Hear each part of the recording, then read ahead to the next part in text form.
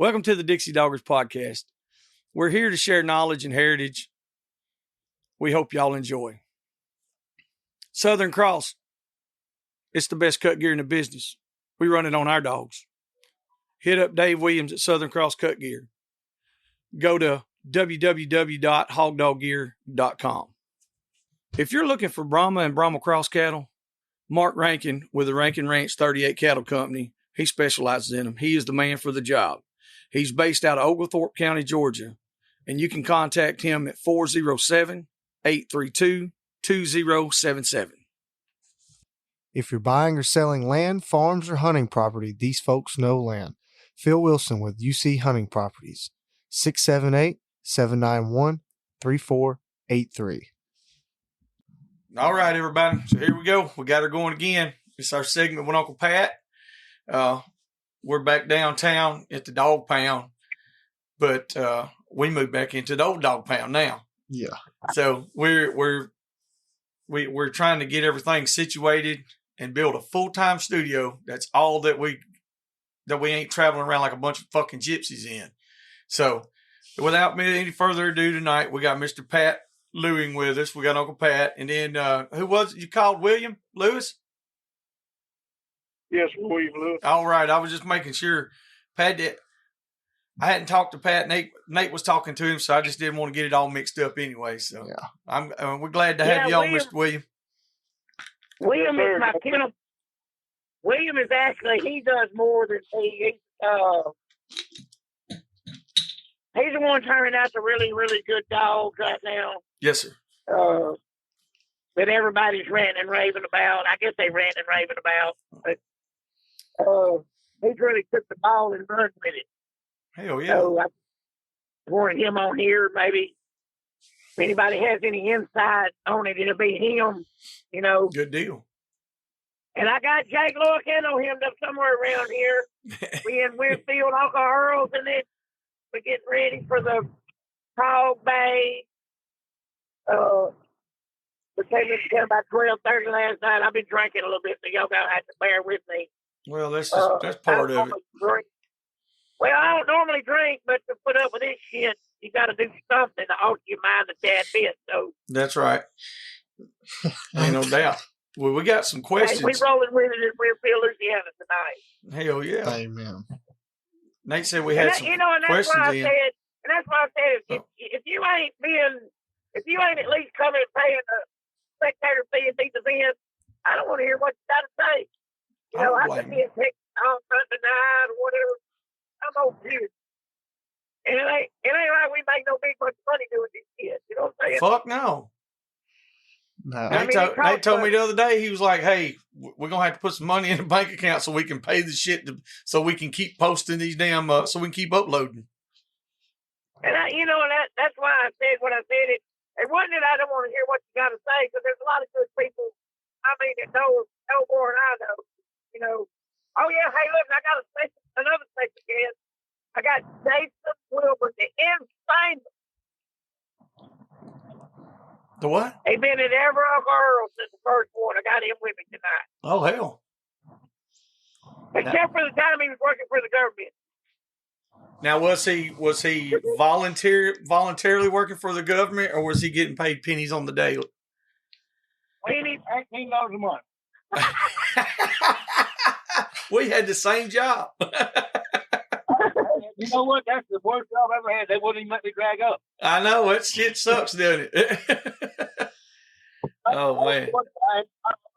For years, and I'm on my ROM now. That's it. Be ROM. ROM. Hell yeah. Hey, I've been back working, and everybody's like, "Why are you rough texting?" So I'm trying to get into shape. I ain't really disciplined enough to work out, so I just rough text. Well rounded is definitely a shape. That's the first shape I learned. Yeah. But they said, "Well, you made millions of dollars." I said, "Yeah, but I had investment. What kind of investment? What kind of investment?" I said, houses and lots. I said, well, the housing market's usually very safe. I said, no, whore houses and lots of absolute vodka. There you go. Oh, that's what I was going to try to open up a whorehouse, but till I could get started, I was going to get Nate to run it by hand. I heard his hands were rough, Oh, yeah, You know, I had one time. It was 2-story, but it was too much overhead going on. Hell yeah. So that's where we had to die. Well, ain't nothing wrong with that. Ain't nothing wrong with that. That's what we need. We need to have a good time. Everybody loosen up. You know, there's social media has been. I've actually been on Facebook a little bit. I don't get on there a whole lot, but man, I've seen all kind of drama and shit past few weeks. I was like, good God Almighty. Yeah, and I'm not down in nobody's stuff, but look, man, I don't want to hear you talk about your old dog trip, too. Tell me about the time you were supposed to be coon hunting and the old lady showed up with a shotgun at the bar and was shooting at your ass or something. That's right. I mean, those are the guys that's got the good dog. Yeah, that's about right. Ain't no doubt about that. I don't even own a dog. Well, Mr. William Lewis, you ain't said a whole lot about that. Now you got the good dog, so what's your outlook on that? Well, I tell you what, if you've ever been anywhere on an adventure with Pat, you can learn a lot about that right there. There you go. That says it all. That says it all, brother. Oh man. So what? Hey, look. Yeah. When William, I'm gonna tell a hunting story. When William and them was kids, they had never killed no big buck. I knew where a pretty good buck was laying. It wasn't but a 7-point, but he was probably 130, pushing 140. Hell of a good deer for pine cone deer. So I put him in a stand, and I dropped a little stick there in the dirt. I said, "Go come across right here. Post your crosshairs right here." I caught a little crosshairs in the dirt out about his nose. I said, "Swing through him in the gear and go to pulling the trigger." So I went in there, and them dogs just take a bit, they lifted him with that wire. Pow! One shot. Well, I knew what that meant, that cutover. He wasn't out of bullets, and it was damned. He had killed that son. Got around there, he had about a 21-7-point laying on the ground. So he's a fast learner, a very fast learner. Well, I mean, that's when I knew I had something I could work with. I think so. I gave you something to work with there. Yeah, I mean, he listened. The other kids, they already knew everything. They didn't kill shit. So that's when I started. My daddy really mentored William a lot more than I did. He can tell you about that. Go ahead, William. Man, I will say, like, Papa, that's what we called him anywhere I went. He told everybody I was a grandkid, even though I was a nephew. And, man, he taught me a lot about dogs, taught me a lot about hunting. But I will tell you, if there's anything you know about Papa, them good dogs that he had wasn't the ones that people thought he had pinned up. It was damn things running around. And he taught me a lot, man. And it's went on from there. And then Pat taught me a little bit more. And it just kind of look at papers and you read genetics. But Papa never had a set of papers on a dog. He'd give you a set of papers, but it didn't really matter what the hell it was. He read what he liked.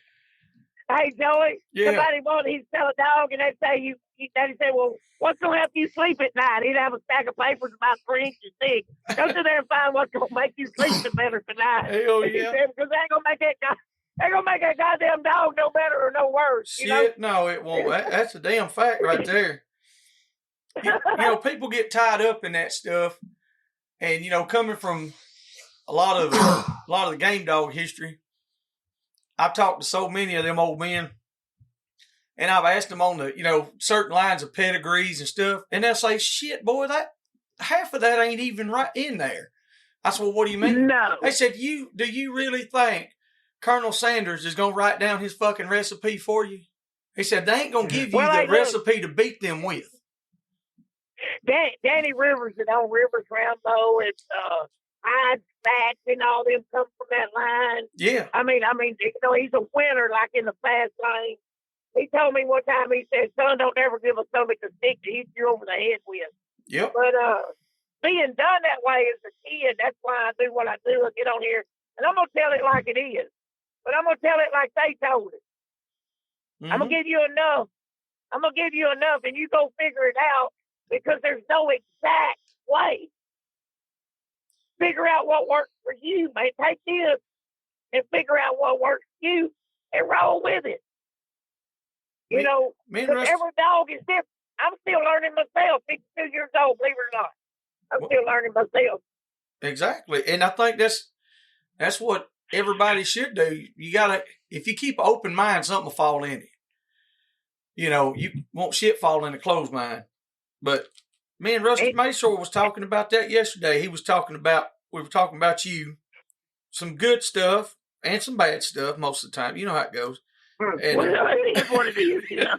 But that's what we was talking about. Rusty said, he said, he said, Pat is like a lot of the old school dog men.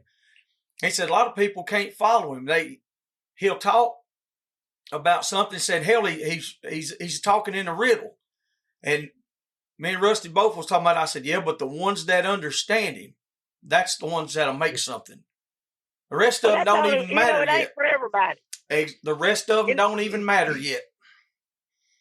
Because their level of perception ain't developed enough to really understand. 100%. Like some people I see, and I'm thinking to myself, man, you don't even need a dog lead. You don't know. I mean, you don't even know how to snap him correct. When they snap him on the top side of the collar instead of in the back where it makes the collar twist and choke him, I'm thinking, God damn, man. I used to have this girl that wore a collar. That's another story. But if you snap it wrong, it chokes the piss out of you. That's right. Ain't no doubt. Go into all that. I mean, I learned at an early age from her which side of the goddamn D-ring to put her O-ring to put the damn snap on. There you go. Oh, shit. Or she'd raise hell and put it on that top side. Hell yeah. Get the choking, get the biting on that neck a little bit. And some of it bite you, man. It's going to bite you. I've told Nate that shit. How many times I tell you? I used to say that all the time. I said, son bitch, it'll bite you, boy. Got teeth, don't it? You got to watch them. Amen. You got to watch them. But yeah. Well, we had some listeners. Y'all come. We had some listeners with some questions tonight. We had a couple of call-ins. Okay. And so Nate's got the questions and all that stuff. But before we really jump into all that, I do want to bring up the Uncle Earl's deal before I forget about it. We're gonna be at Uncle Earl's. It's coming up. What's the 17th through the 24th or something, ain't it? Yeah, something like that. Yeah. Of March. So you think I would know? You think I'd know I've been here 2 days? I was going to say you've been down there the whole damn time. But anyway, I want to make sure we put that out there. This will be out first part of next week. So y'all listeners out there, get your shit together, pack it up, go to Winfield, Louisiana, come down there and see all of us. If you got to come down there and bitch and complain, we'll show up, pay you money, come in there and bitch and complain. I'll be right down there at the bottom. Come see me. But anyway, let's move on to some questions. Yes, sir. All righty, so one of the listeners, Tyler Lewis, he had 3 questions, and we'll start with the first one is, why do y'all think most hog hunters hunt crossbreeds? Because they got sense. Amen. Amen.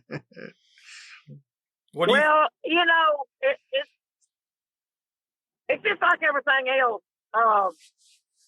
Confirmation shows and this, that, and the other, and breeding for color and everything has taken away from might near every breed out there. Breeding, you know what I'm saying? Breeding for paper and not breeding for ability. I'm going to say this. The Oklahoma kid, Earl Tudor, and I always go back to the game dog guys because they've been at it so much longer than we have as far as the breeds and knowing what the hell they're looking at. Earl Tudor said this. He wouldn't even look at a dog's pedigree until it won 2 in the pass line. Mm-hmm. And then he would look how to see how he was bred to see what made him a winner. Yep. And then that would decide whether he wanted to campaign him for his championship and or breed for this dog. Because there's only certain things you can breed for, gameness being one of them. Yes, sir. And you can't, I don't care what nobody says, I'm going to stick with what the old dog men said because they know more than y'all, I promise you. And they say gameness can only be proved one way, and it ain't hog hunting. No. That is spray drive. Yes. It is spray drive, it is spray drive. I don't care what you think. I'm going to go with the man that rolled 1,000 of them. When they go You in know what I'm there saying? and they've been hung up for 3 hours and 45 minutes. How many Oh, times God, you had yeah. a dog? How many times you had a dog caught for 3 hours and 45 minutes? Oh, God, never. Exactly. So when they can do that, and I mean, and hell, Homer wasn't even in full keep, and that was Jeep's last I one. knew you was going. You When knew you where I said was going. that time, I knew exactly what ugly ass dog you was talking about. Homer.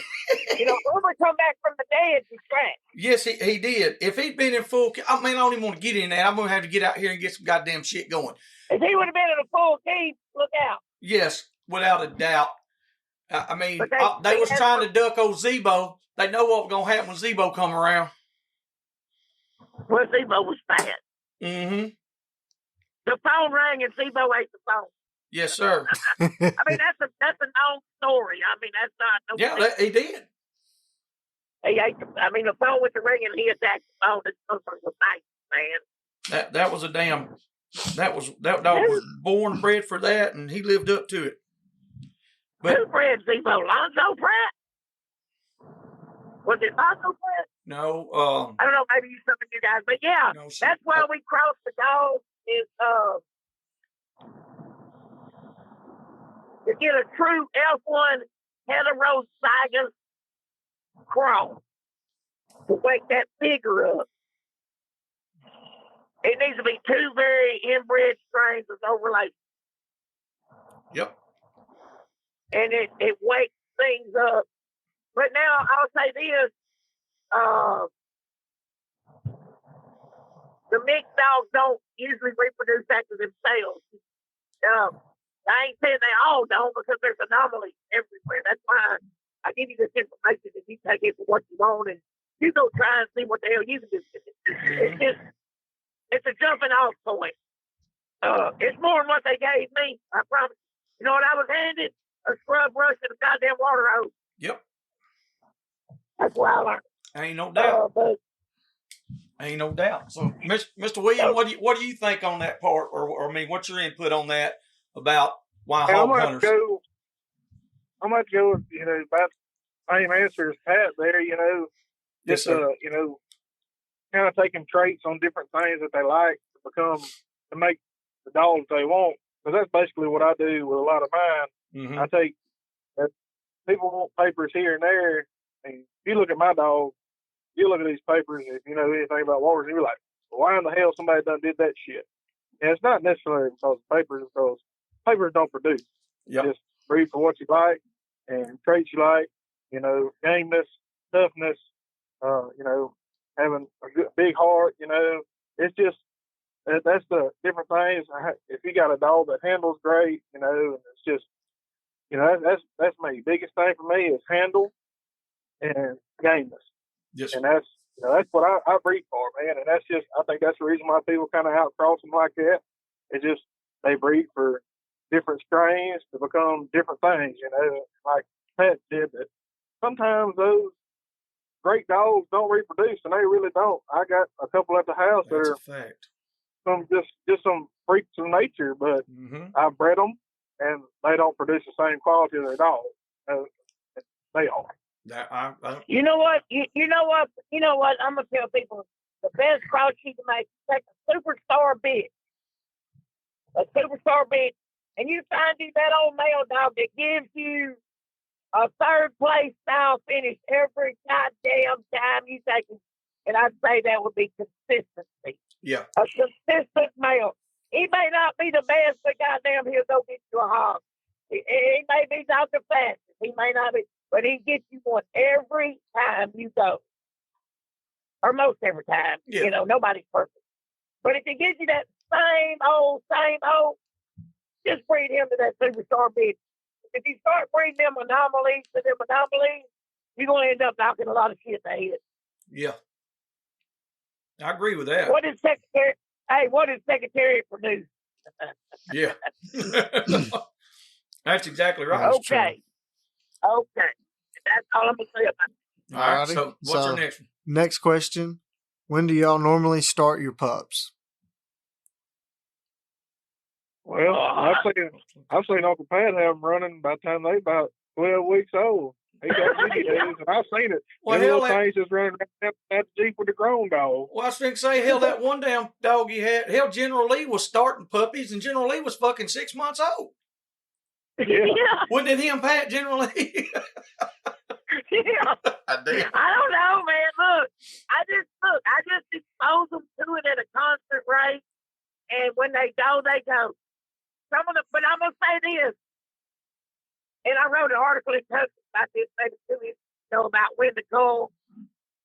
And I see them some bitches be 14 months before they show any interest. But those were usually the superstars. Yes, sir. People's culling the best shit. Too early. But they took him 3 times and he didn't bark at a hog. Yeah, here's what they doing. They got a good puppy from somebody that throwed him out in the backyard. Mama fed the son of a bitch every day till he was a year old. They hauled him in the truck down there to the base and somebody got car sick on the way down there. They throwed him in there and a 300-pound hog beat the fuck out of him. And he run back to the gate and they kicked the shit out of him. Yep. Some motherfuckers nauseous. He's had his ass whooped everywhere he turns. He don't know what to goddamn do, so he relates sitting in the truck for 2 ass whoopings and throwing up. Amen. So then he don't want to get in the goddamn truck for it. No shit. So let them run loose, and when they start chasing goddamn grasshoppers and catching lizards, and it's kind of ease off with them. Mm-hmm. That's been about the best thing for us is letting them run loose. Like you said, just let them run loose until, I know everybody can't do that, but like we got roads that's close to our house, and they're going to have to go about 100 yards any direction to really get in any trouble. And so when they start venturing out past that, I'm like, okay, we'll start kindling up a little bit, and then we kennel them up. And we'll leave them in there for a couple, 3 months maybe. Then I'll show them a little pig. If they're interested in it, I take them to the woods. I don't take them to that damn pen fucking 5 days a week, you know. I show them one time. Now, the more you pay them, the worse off they'll be. Yes, Lord, we can screw them up so bad. I can show you how to fuck them up. I promise. I've done it. Yeah. I know you find that hard to believe, but I have done it. No, you know, that's why somebody said, where'd you learn how to start dogs so good? I said, by fucking the first 500 up. Yeah. You know? So, I mean, I think a lot of it's just those dogs, you know, the dog itself. Mm-hmm. Like, is that, and that's kind of what you were saying, wasn't it, William? Like, some of them will just start earlier than others. I some I took out there, you know, as long as they grow off pretty right. Man, I can have them out there by 4 months old, and I've had some jumping and running their own games, be superstars by the time they're 6 months. You know, at 4 months old, they already trying their best to follow. Yeah, it's just depends on, you know, how you let them go. A lot of times, man, I'll keep them, you know, feed them up to, you know, they get to about 3 months old or so, and then I'll start putting them on a chain, and then if I ain't got them running around in the yard. And whenever I go feed every evening, those puppies, they get off the chain, they go run around. Once they start venturing out, it's kind of like y'all said, I'll put them up for a little while, or I'll take them straight to the woods whenever I go running. But like I got some 5-month-old puppies right now. Hell, I went to go feed the other day. I let them off the chain. They sniffed around, played with my little girl for maybe 5 minutes, and next thing I know, 2 hours later, they finally showed back up at the dog pen. Mm-hmm. It's kind of like let them start yourself, you know. Yes, sir. Yeah, that's we had, I guess those the ones I got from Rusty. I was trying to figure out where I got those couple pups I got from Rusty. We were letting them run loose, and man, within 2 or 3 weeks of getting those pups, I couldn't let them run loose no more. Like they were gone. Then we had some other ones. Hell, they've been running loose for 3 months? Mm-hmm. The 3 we got from Henry. Yep. And I told Nate the other day, I said, damn, Nate, them right there just act like they ain't even interested yet, which I know they were young. I thought they were actually older than what they are. And they're about 4 months younger than what I thought. So that was another reason.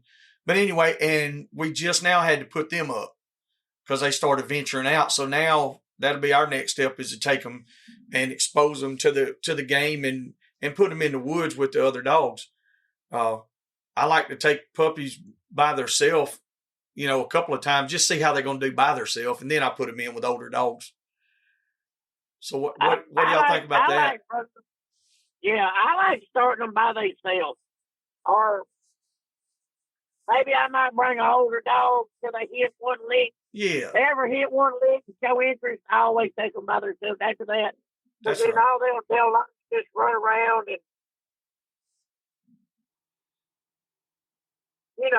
follow other dogs. There you go. Instead of learning how to go get that game, mm-hmm. Like, William, tell me about that one you got that'll cock that ear. That good young dog right there. We'll be back after a quick break. A quick thanks to supporters of the Dixie Doggers podcast: Southern Cross Cut Gear, UC Hunting Properties, Rankin Ranch 38 Cattle Company, Animal Housing Solutions, Boars N Broads, Ada Y Transport, Crockett Taxidermy and Processing.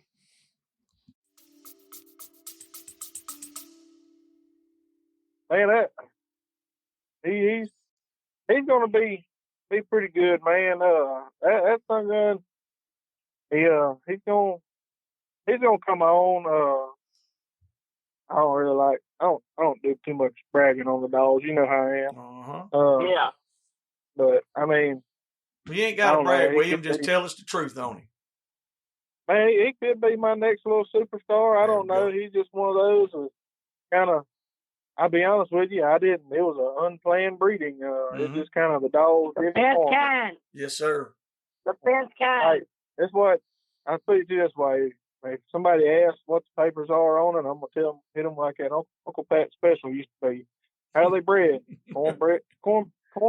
Cornmeal on top, flour on bottom. There you go. They ain't got. I'll be honest with you, the daddy of that puppy, it ain't got a lick of papers. It's just something that just bred just off of just something.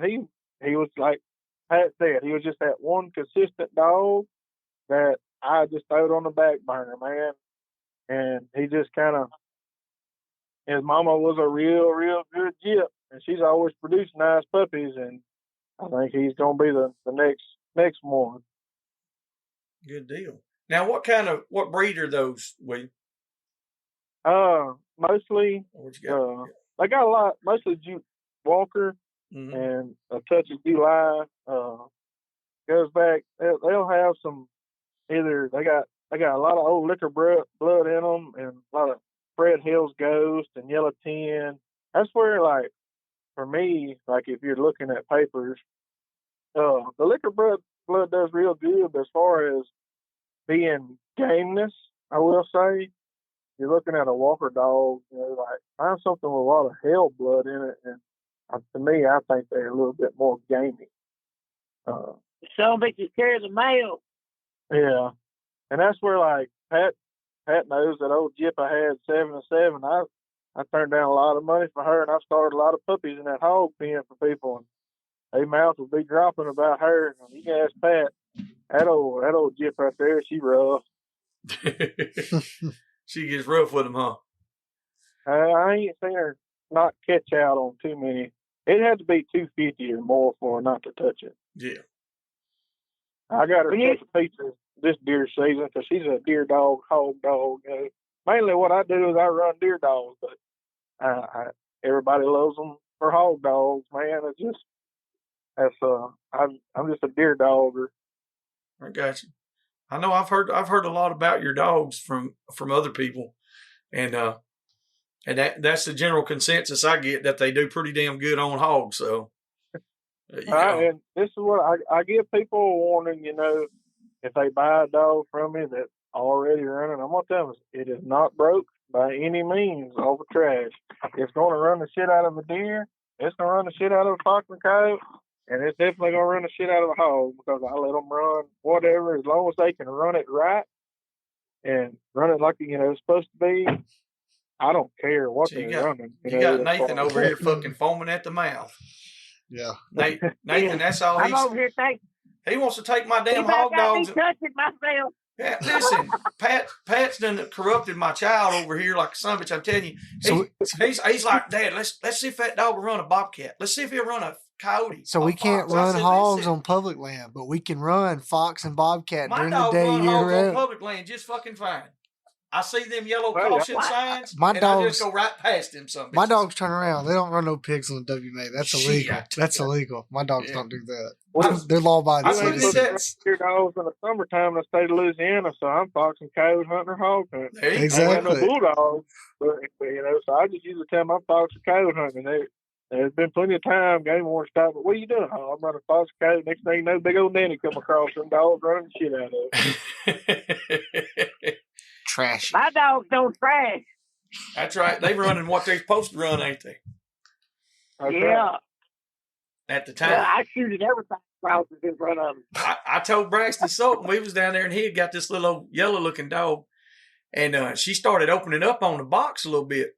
I said, "Hell, put her down." He did, and she took off. And man, we had a good race going. Well, two of mine come back. He said, "Huh?" I said, "That might have been a deer." I said, "I don't know." BB was still out there. That's Rodney's dog. I said, and she'll run a deer a little bit. So anyway, so we get back and that dog does the same thing again. And I mean, she was hot this time, but wouldn't no other dogs barking. He let her down and she was burning it up. I told him, I said, get right here in front of that buggy. I said, and fold this big 8-point coming across the road. He just kind of laughed a little bit. And it wasn't about 13 seconds. Here come 6 deer come across that son of a bitch. He come out, stopped. He looked at me. I said, hell yeah, we got a good race now. Like, I mean, I don't know why people get so upset about some of that shit. They freak out because their dog ran a deer. And which, I mean, I guess, I don't know. I don't know. It just don't bother me like that. Hey, Yeah. them people are saying, my dog better not be running no damn deer. I said, well, I hope mine is. Yeah. Because they get about 3 or 4. They get about 3 or 4. I'll let it clean itself up. Yeah. When But the it ones seems that like run it just quits It does. on a lot And of the these ones dogs. that run, yeah. But the ones that ran deer till they were 3 know how to get that head up, son. Yes, sir. Mm-hmm. I agree They with ain't that. booting around. Tyler They had ain't rusting no hump out. Hell yeah. Don't want no goddamn rest You know of what I'm cats. Tyler had one more question. He said, All right, what's how do y'all start dogs when you don't have a going dog to help start them? Like if you start completely from scratch, you didn't have no access to other dogs. Shoe leather. If they say, wear your boots out, son. Shoe leather.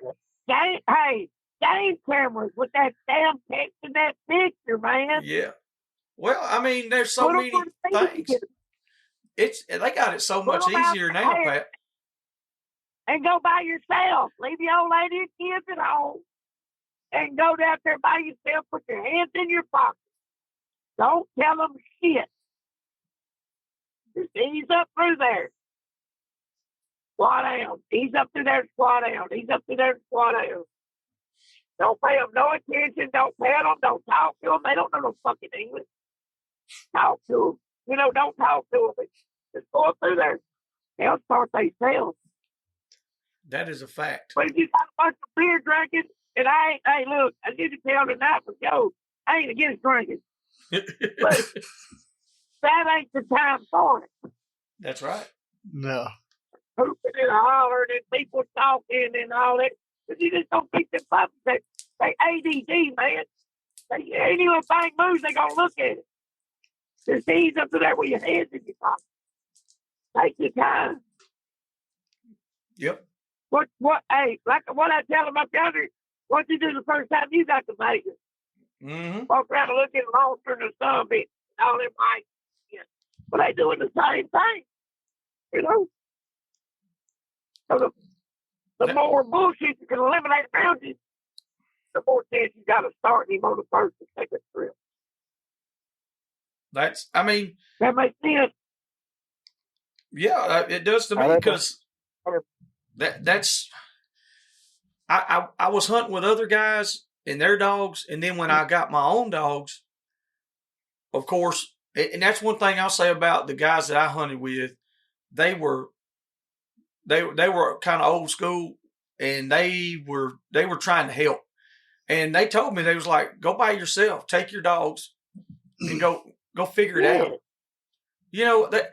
And then this is no shit. Once I got my first 2 dogs going and found my own pigs with them, Clay gave me 2 finished dogs. He said, now you got your whole pack. He said, you got your 2 old dogs and 2 young dogs. He said, now you can get started. Hey, it's like seeing your first set of boobies when you're young. Every time they puppies find their first by themselves, Yeah. ain't that cool? That's like, That's awesome. It's still cool today. Yeah. I mean, I'm like that now. I get I excited. mean, every set of puppies is like that. Mm-hmm. You know, I like this? boobies and puppies. You know what I'm saying? What's his name? I like to find them. Okay, I don't know. We got a live call in. Okay. That's what it says. He didn't tell me his name. He said he was talking about coon hunting with chlamydia. So I was like, Oh. yeah, I gotta know. There you go, Pat. Yeah, he's for you. So I don't know his name. I'm For not Pat? Sure. Yeah, for Pat. He said this is not Randy Durrell who owns Goose, by the way. And I was like, oh, okay. I was like, well, who is this? So what are you going to talk about? He's like, coon hunting with chlamydia. Oh, okay. I don't know what to This is probably Jake. I have both their phone numbers saved. Yeah, I This don't is know a- whose number it this is. is a Are they random- ready now? Yes, they're ready. Hey, y'all bear with me. I'm gonna try not to hang up. Let me say. Let's see who this is. See if I can merge this call.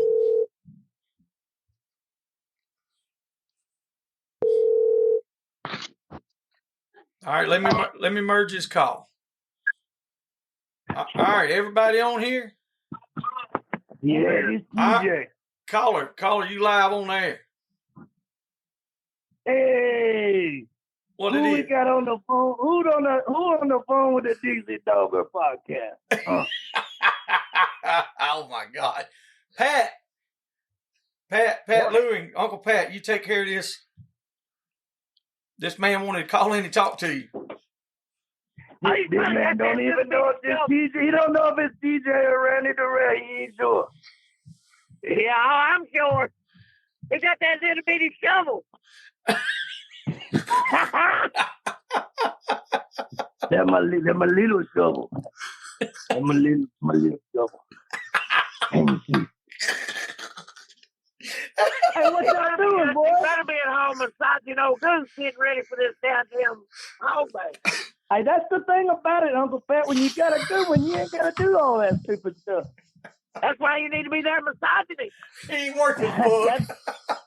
No, that's dog man stuff, man. I don't do that. I know that. Only real dog men do stuff like that. Last time you had a good one, you buried that black bastard out behind the dog pen. Woo! That black one ain't won a quarter of that good one I got. It don't matter what he won. I'm telling you what he did. What he won. Yeah, I mean sometimes the results don't tell the story. They really don't. They don't always. I don't disagree. Lord. But when the results continue to tell that story, eventually at some point the results are telling some part of the story. Well, I'm going to tell a story about the black dog. I showed the black dog. Everybody, I think about half the people there thought the black dog belonged to me, but it belonged to Red. You know, Yeah. I was cussing one dog and leading another, but they both belong to me. Yeah, that happens. So he dies. Crow dies after Uncle Earl. Yeah. 2 shows. And so at the awards deal for the end of the year, a guy said, "What do you think about my program?" I said, "Well, what you finished?" He showed me on the list. Yeah. I had been drinking a little bit. Nah. I said, "Well," I said, "You see number 4 right here? That son of a bitch is dead." And who the hell are you? That's wrong. Hell, boy, that's bad. I think he made it to. He made it to 2 out of the 5 shows. So I mean, he made it to 2 out of the 5 shows, and he still finished 4th for the year. Staying. Yeah. Yeah. So that ought to tell you what you need to do with your program. I'll tell you another neat fact.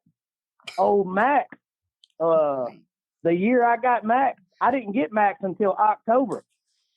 Max had not scored a point until I went and picked him up. Max finished 9th on the year, one show.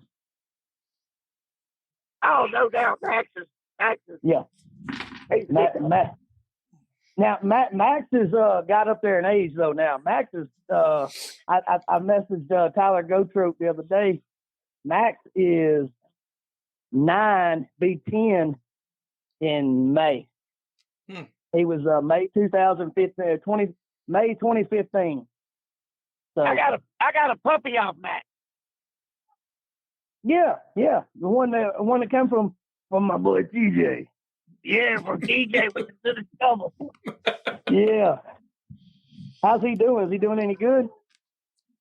I showed him a pig and he made it, but I mean that's a given. Yeah. Most of them dogs gonna bathe when their eyes open. Yeah, some it's born baying, but he belongs to Boogers, so I mean I don't really hunt him.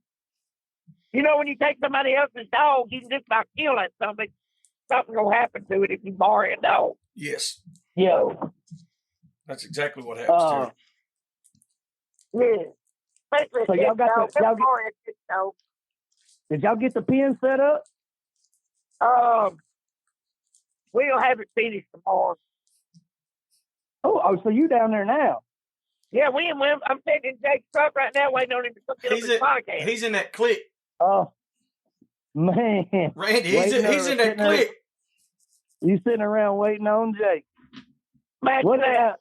I heard that one guy, he came up with that. He said, I've been waiting on Jake ever since I could recall. It started in spring. Now we're coming on fall. He's either on the phone. I can't remember who the hell said that the other day. Yeah. So Uncle Pat, what have y'all talked about that I missed? Nothing. No. Nothing that you would understand. Ain't no doubt. Hey, I got some more questions if y'all want to get Randy Del Real's expertise. I heard a story though the other day, and I gotta ask because you know how when you're talking about like the legend Pat Lewin, you know some of this stuff is gonna be a little fictional, and some of it's gonna be factual. That's a damn lie. And you never know. You gotta try to find in between. But when this guy was telling me this story, he said, "Yeah, Uncle Pat went to go coon hunting." Came back with chlamydia. How did that happen? So that wasn't true? No. Man. I know who it was, and I'm not gonna say it on here. But it wasn't. You know, him catching it wasn't the bad part. It's he's spreading it around the house. That's why I got him in trouble. I probably know that one. Oh my God. Lord. Yes.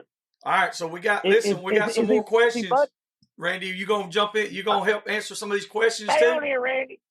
Yeah, I'll help answer the question the best I know. We got some. Well, that's what I'm saying. That's what we were doing. We got, we did the call in and the questions and all that a few months back, and hell, would nobody ever do it? Well, tonight we got we got bombarded with them. And we got some more. So All righty. So, how long do you believe a hog can run over 12 miles an hour without stopping? Who's that from? This is from a guy named Jason. Okay. You gonna have to that's Randy Durrell, pass on the question. Uncle Pat, you're the hog hunter. I'm gonna defer that to Pat because I don't know. Hey, I better stop that sucker before he gets That son bitch ain't made it to 12 miles an hour, has he, Randy? No, they gotta get to there first. Randy cut that son bitch off Man. and packed to him, son. It just depends on the damn temperature, but I'm gonna say 2 hours. 2 hours. William, what do you think on What that? do you think? What do you think, William? Well, Pat, you know what they like around the house, and they run just like deer. I will say I ran one the other day for almost 4 hours, and dogs averaged about 18 miles an hour the whole 4 hours God damn. before it finally stopped the day. Yeah, for you guys talking about they ain't running that fast, William, I promise you ain't lying for me. It took me 2 years to get him on a podcast to talk. Yeah, ain't no doubt. That's why I was glad when you said he was getting on. I was like, hell yeah. Because I've got, like, there's a lot of guys that's asking us about the speed. And I was also one of those that was a little skeptical because I had never, but I didn't speak on it because I had never done it. And let me tell you something. I went and done it, and them son of a bitches will roll. I've been with some of them. They're not y'all's dogs, but I went with Logan Campbell, his pack, and Henry Williams in his pack. And them dogs will run for hours and hours, double-digit speed. Oh, yeah. All right. So Yeah, another question. Logan's Logan's cool. dogs are mixed up with cur dog and and that running stuff. Yeah, running walker they're stuff. good dogs. Running, I like them. yeah, they get it done. I can tell you that. Yeah. Well, like, but right now it's cool. My summertime, they won't be so much. I probably hot summertime. I'm gonna give them an hour. An hour. An hour. I'll have the longest pump that on within 30 minutes to an hour.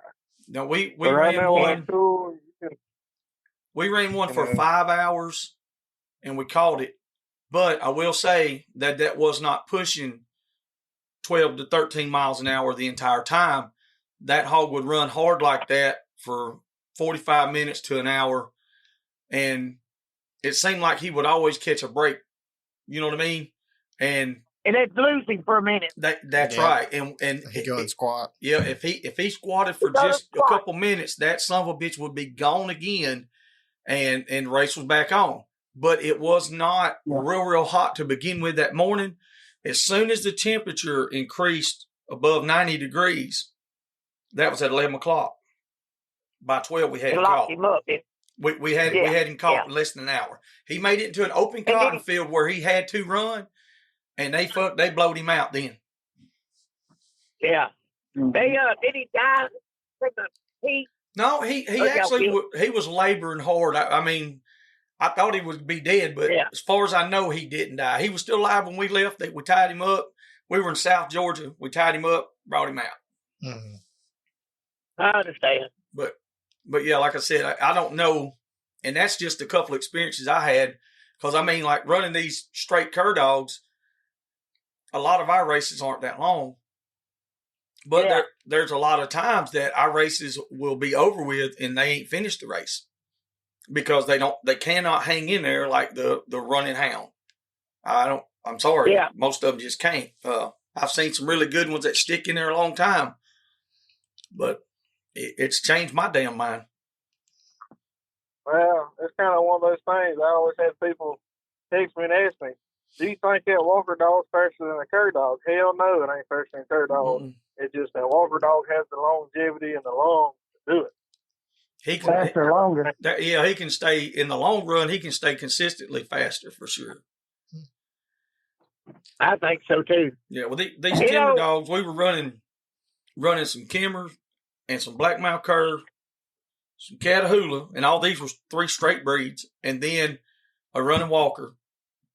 And all 3 of the cur dogs were started out way faster, but after 45 minutes to an hour, that walker dog was faster than them. They had done petered out.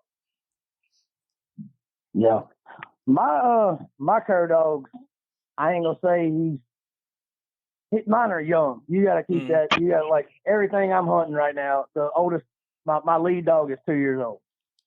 Are you hunting straight cur dogs, Randy? 100%. They look okay. The two I'm on. Well, no. I take that back. I have one named Speedy that come from Jeff Everett Breeder. She's a running walker. If you look at her, she looks like a running walker. She don't look like. But she's crossed up with like I think a blue tick and a running walker, but you don't see an ounce of blue tick. When you look at her, she looks like a running walker. Gotcha. And now, sometimes if I'm just if I get the little notification on my phone and there's one at my feeder, I'm gonna go grab my cur dog and I'm not even gonna bother with her because she's gonna alert the world and I want to just go over and get a short hunt and catch that hog. And I'll just run out there with 2 cur dogs. Yeah. And one's 2 years old and the other one's 10 months old. And I'll drop on that and I'll usually bay that hog within about 300 yards of that feeder somewhere. You're getting on a good hot track and getting on something good and fresh. Right. And so that works out pretty good. But like, man, my dog Goose Jr. is my main dog. He finds most of my hogs. But there's times where if I drop him and that puppy, my God, he will piss me off. He's just gonna screw off for the first 30, 45 minutes. Like he's still playing like a damn puppy, you know? Yeah. And then all of a sudden, So am I. Yeah, I was going to say, I think we all. But that's where you got that. But if I go and that's part of it. That's part of it. Yep. You know, I just needed to hear that, you know, because if I was told that coons are carriers of chlamydia, if that's the case, then, you know, I never have to worry about it. I think that's what he tried to tell his old lady. I think Randy's trying to get a damn coon dog. I've been trying to find one. You know, a good coon dog's not hard to find as a long dog. Yep. Goddamn, they don't get rid of it. If you do, you're looking at thousands of dollars, you know? Yes, sir. Oh yeah. The one I was talking to Justin Stokes about, he I was looking to get a competition dog. He said, "Hey, shit. You're starting at 10 grand. You can get this." No, he said it was 30. I was going to say you're starting at 10. Grand. Yeah. Yeah, this guy wanted 30 for the dog. Yeah, that ain't really bad. And I was like, damn. I was like, you know, I was like, man, that's a big jump in. I need to figure out if I like that shit before I go and do it. Like, I need to.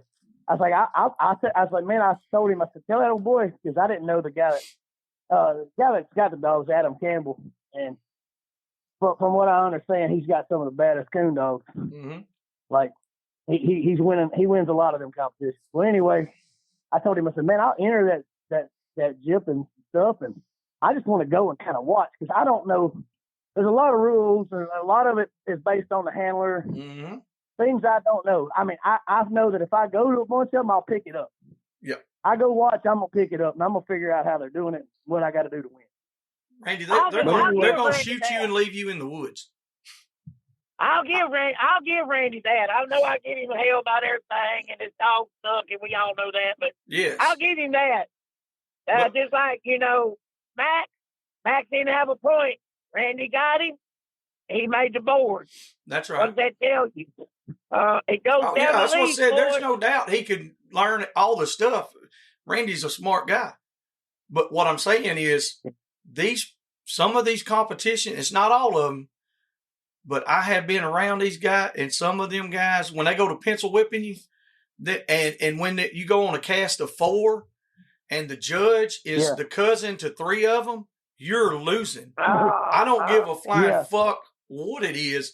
I don't care. And they'll be cussing and fist fighting and all that shit. And I know how docile you are. Yeah. Yeah. And man, you hear about that in all the dog shit. And I wonder how much of it how much of it's a reality. I can send you a bunch of videos. I know a lot of folks. Not all of it's bad. They truly can't handle defeat. You know what I mean? A lot of times they literally outright got beat, but they're too proud of their dogs to admit defeat. Yeah, that's going to happen. Yeah, there's no doubt that does happen. I'm you know, I always listen to that with a grain of salt. You know, when I hear that there's so much politics, because they'll try to say the same shit with hog baying. Ain't none of these guys give 2 shits about who's handling the dog. It's about you know, there's certain mistakes that are easy to call, and there's certain mistakes that ain't. How much does a handler make running a hog dog, Randy? To put it in the light. No, I'm being dead serious. How many people are paid to handle, not own, but to handle a hog dog? Nobody. In the bay pen, or are we talking about it hunting? I mean, in what are the we bait talking pen about? world, in the competition side of it. I know guys that they handle coon dogs for a living, and they make 6 figures a year, and all they do is feed the dog and hunt it, and they don't even own it. Yeah, and that's what I'm saying. It's a different caliber. I promise. I cannot go out and take a trashy dog and beat and beat elite competition that I'm handling. You know, I'm just saying I could, if you take my pack of dogs out of the equation, yeah, I could start over with another pack and go right back to winning. Yeah, I can't. I think I've done it. I've done it before. When I first started, I didn't have that much, but I think I've been doing this for 10 years. Oh yeah, total. Since they started doing the world, they didn't start doing Kennel of the Year. The first year they did Kennel of the Year, I won it. Yeah, and I won it every year except for one. And it ain't. I won it before I owned Goose. Yeah. That's what I was telling somebody the other day. I said, you've been winning shit way before you even had Goose. So for me, honestly, I could walk over to anybody in your circle and hand Goose's lead to you, and you're still gonna win. Yeah. I'm not gonna say you're gonna win as much as I win with him, but you're still gonna win. And you're going to win a lot. And I mean, you know what I'm saying? You're not that, but that's that one dog. If I walk over and hand you Max's lead, you're going to win some with him. But Max has got to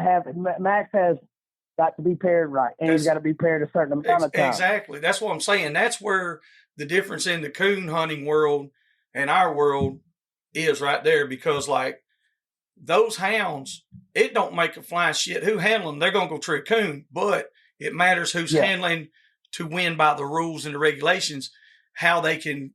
Yeah. Now, I'm not going to say cheat because they're not cheating, you know what I mean? But they're bending the rules. And then when you got these guys over here, they get a $10,000 bonus for one night if they win, plus the regular paycheck, plus if they win the truck, they get to keep the new truck. Those guys, they will bend them rules as hard as they can to make that money.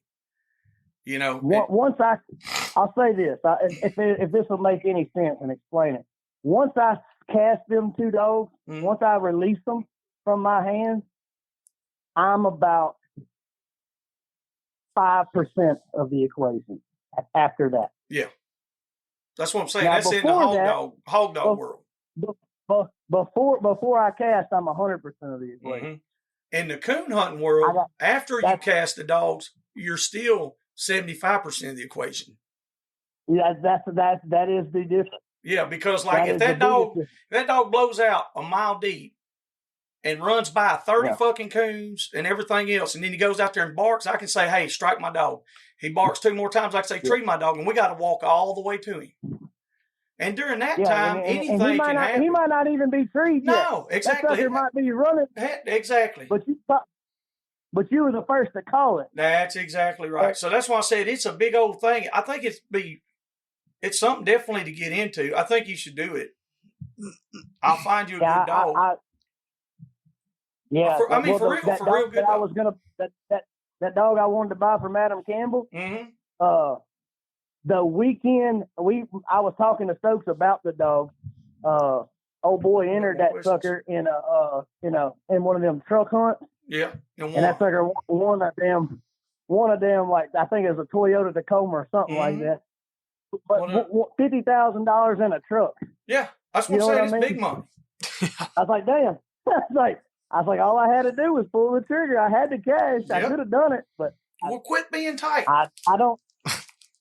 Spend that money. I would have had to get that. I would still have to hire the handler. You know what I mean? You can pay me. I'll handle some bitch.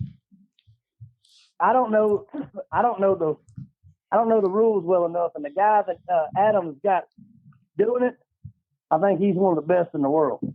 Well, that's who you have to hire. I mean, we got some more questions too. All right, Randy, you got to cut you off. We got some more questions. Why are we talking about a goddamn food dog? Because you got chlamydia, and you started this shit with your post. You did. You're the one that posted it on Facebook about your damn coon dog and the STD, Pat. Yeah. I just said, if you're going to tell me a story, tell me a good one, man. That goddamn coon hunt don't excite All right, me, give us a question, Nate. Give us a question. Order in the court. Do you think more dogs will push a hog faster, or will one dog run it just as hard by itself as like push it as hard as he would with other dogs? The more dogs you got, the further that son of a bitch is gonna run. I second that. Yep. You agree? I'm 100% in agreement on that. And I'm not gonna say. I mean, Mr. I wouldn't Lewis? say that's 100%.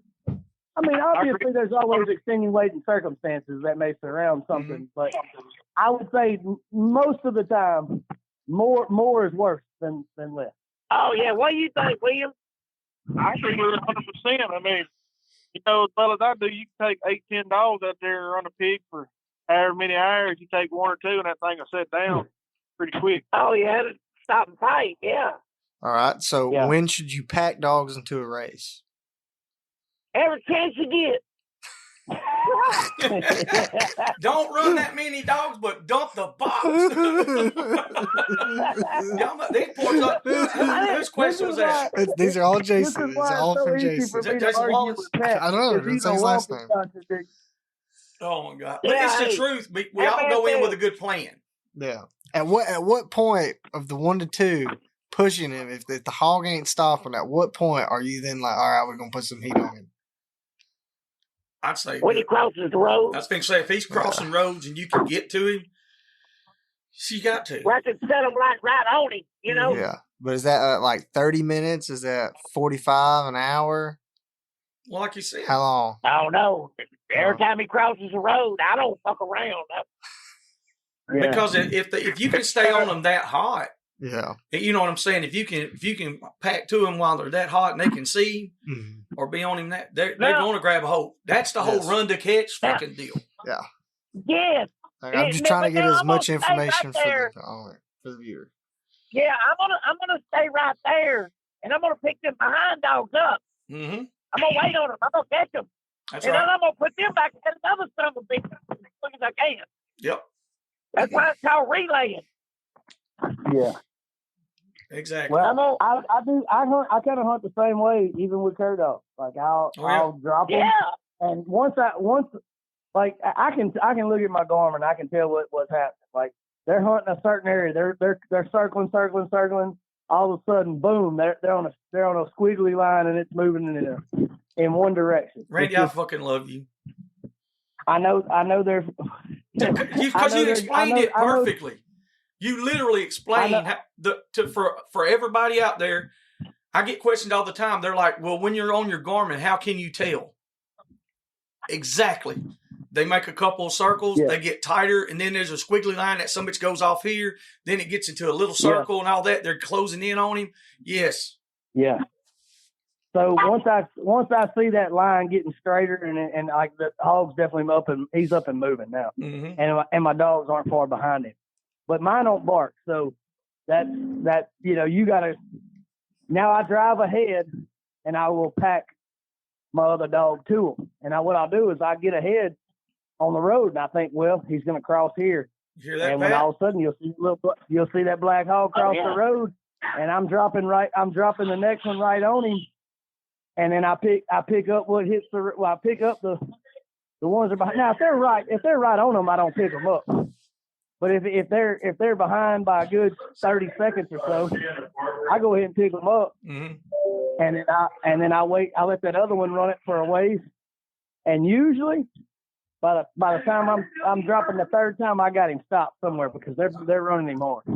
That's how you pump the air out of one. That's how I catch them deer. You know what I'm saying?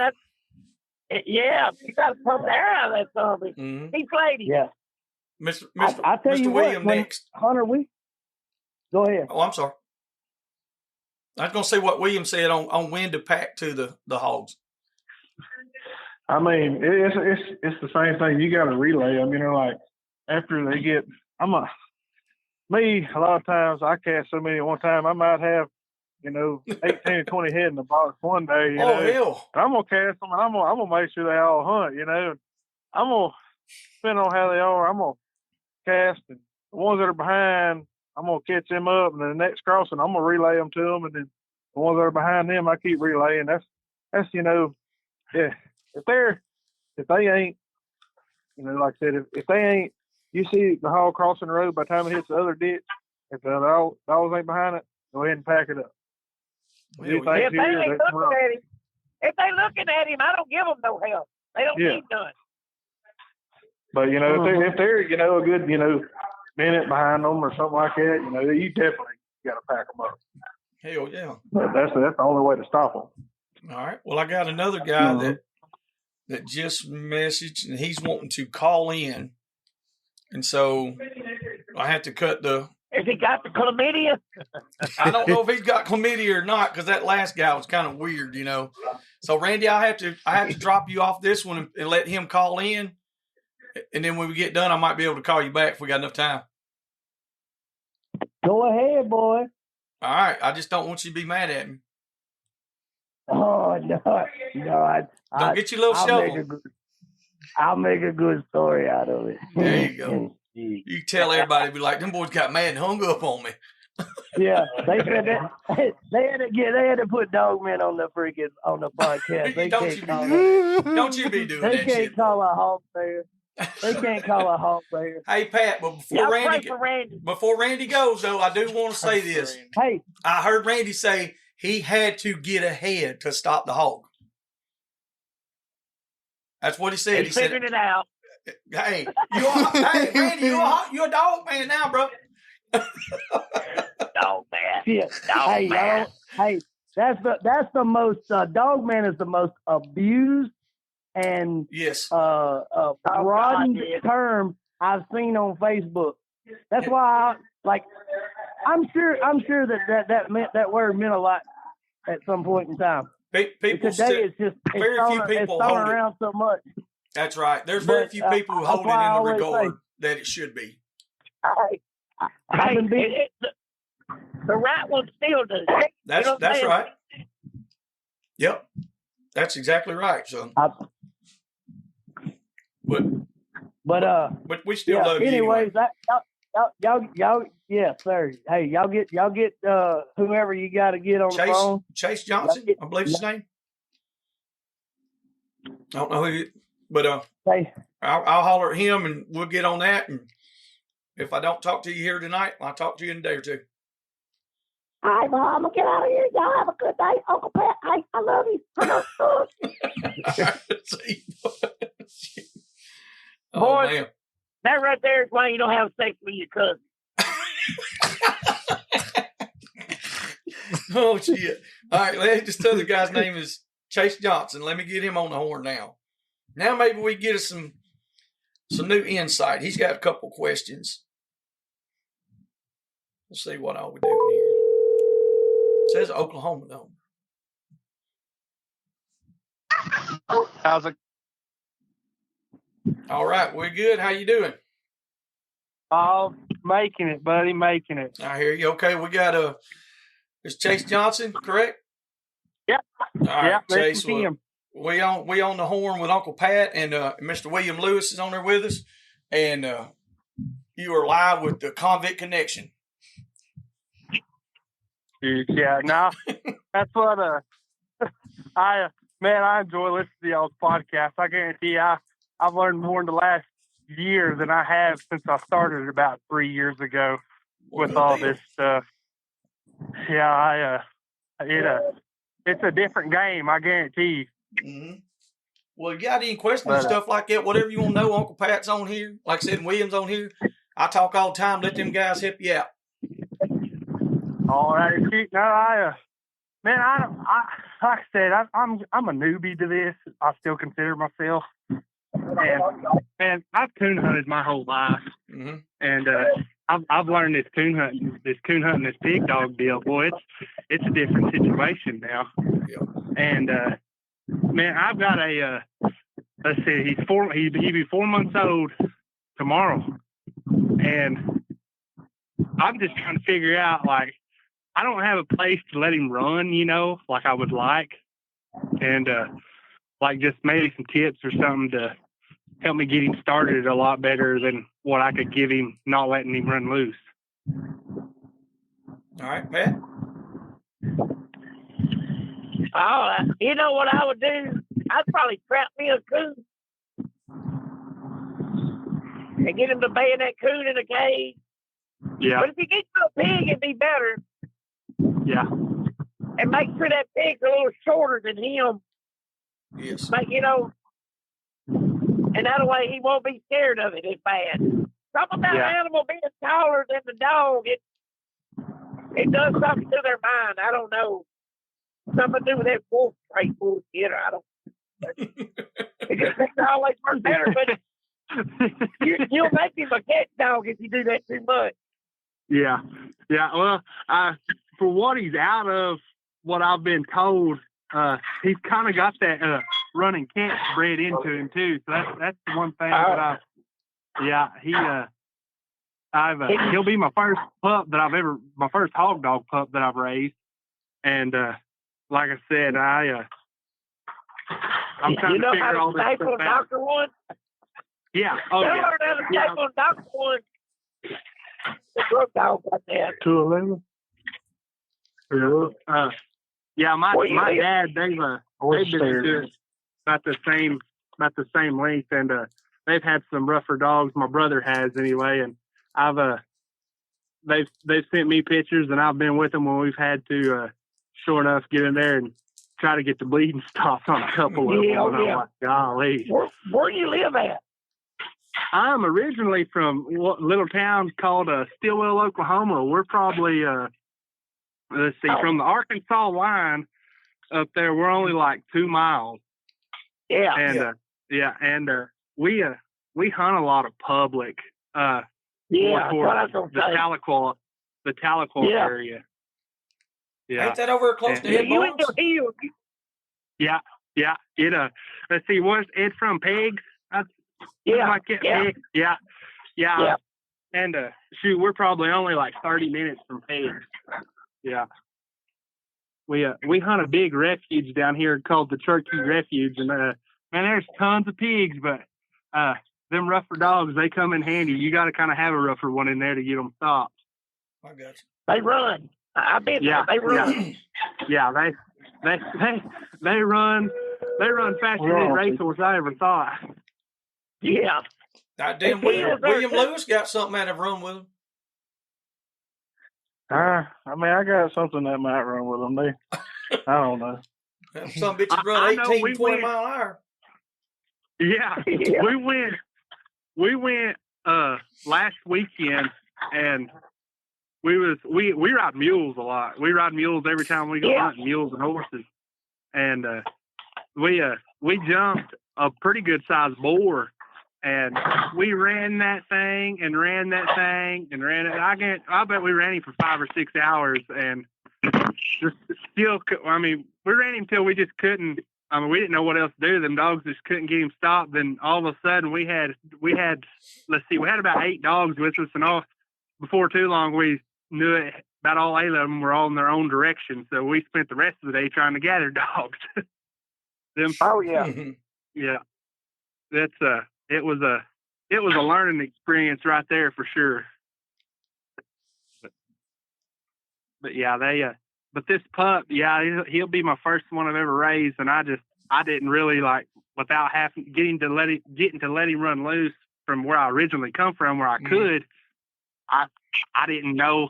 I've heard that to catch a coon and let them bay it, and that's how probably get their start. But I'll be honest, I just really didn't know about some of the people that was telling me to do it. Now, what breed of dog do you have, Chase?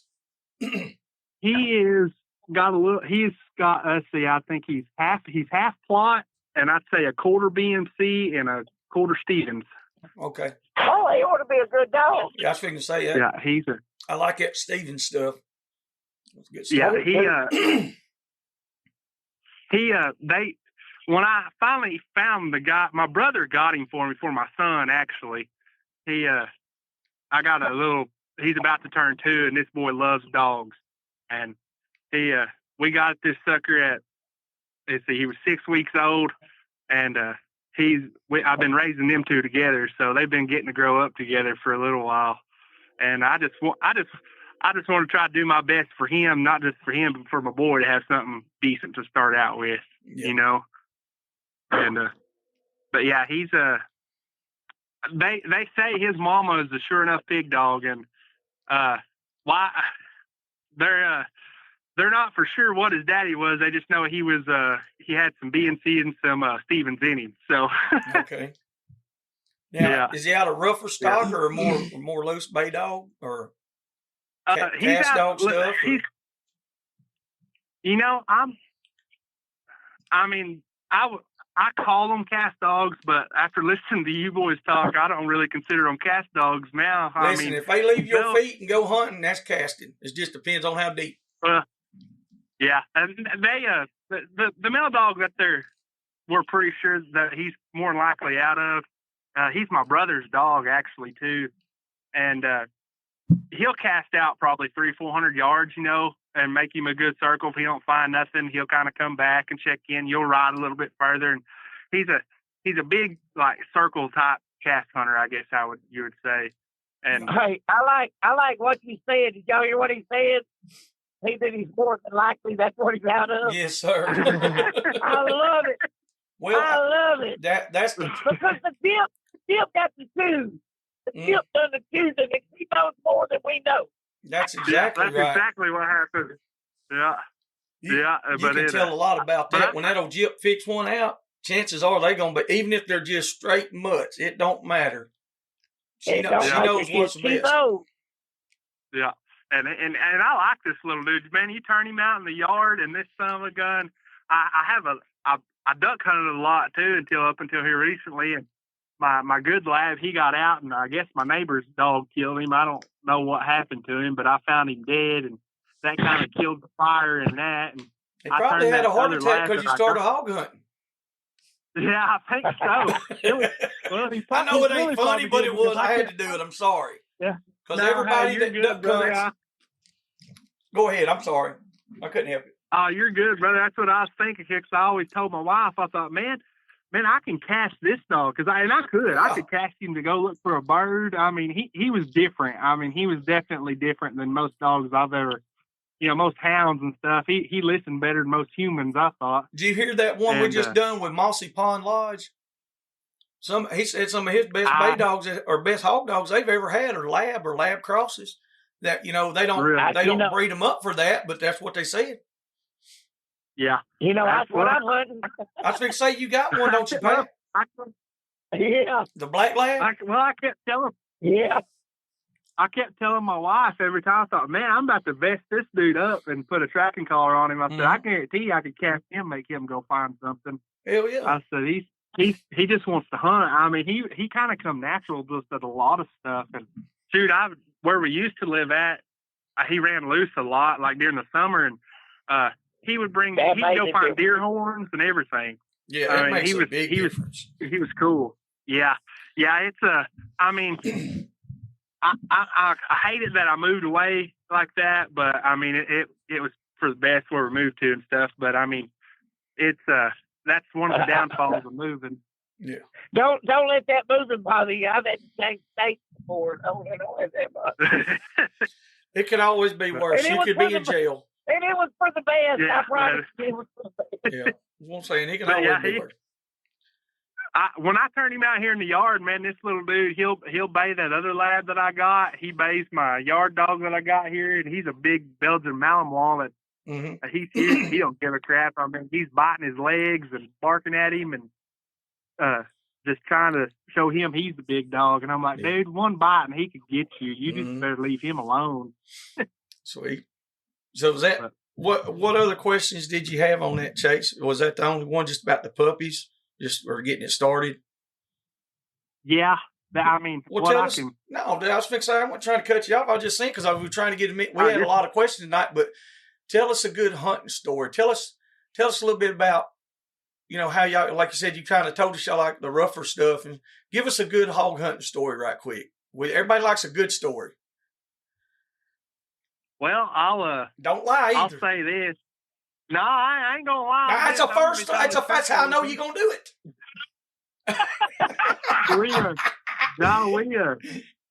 I guarantee you, there for a long time when I would go with my dad and them, man, we wouldn't ever get nothing bad. They always called me the bad luck charm.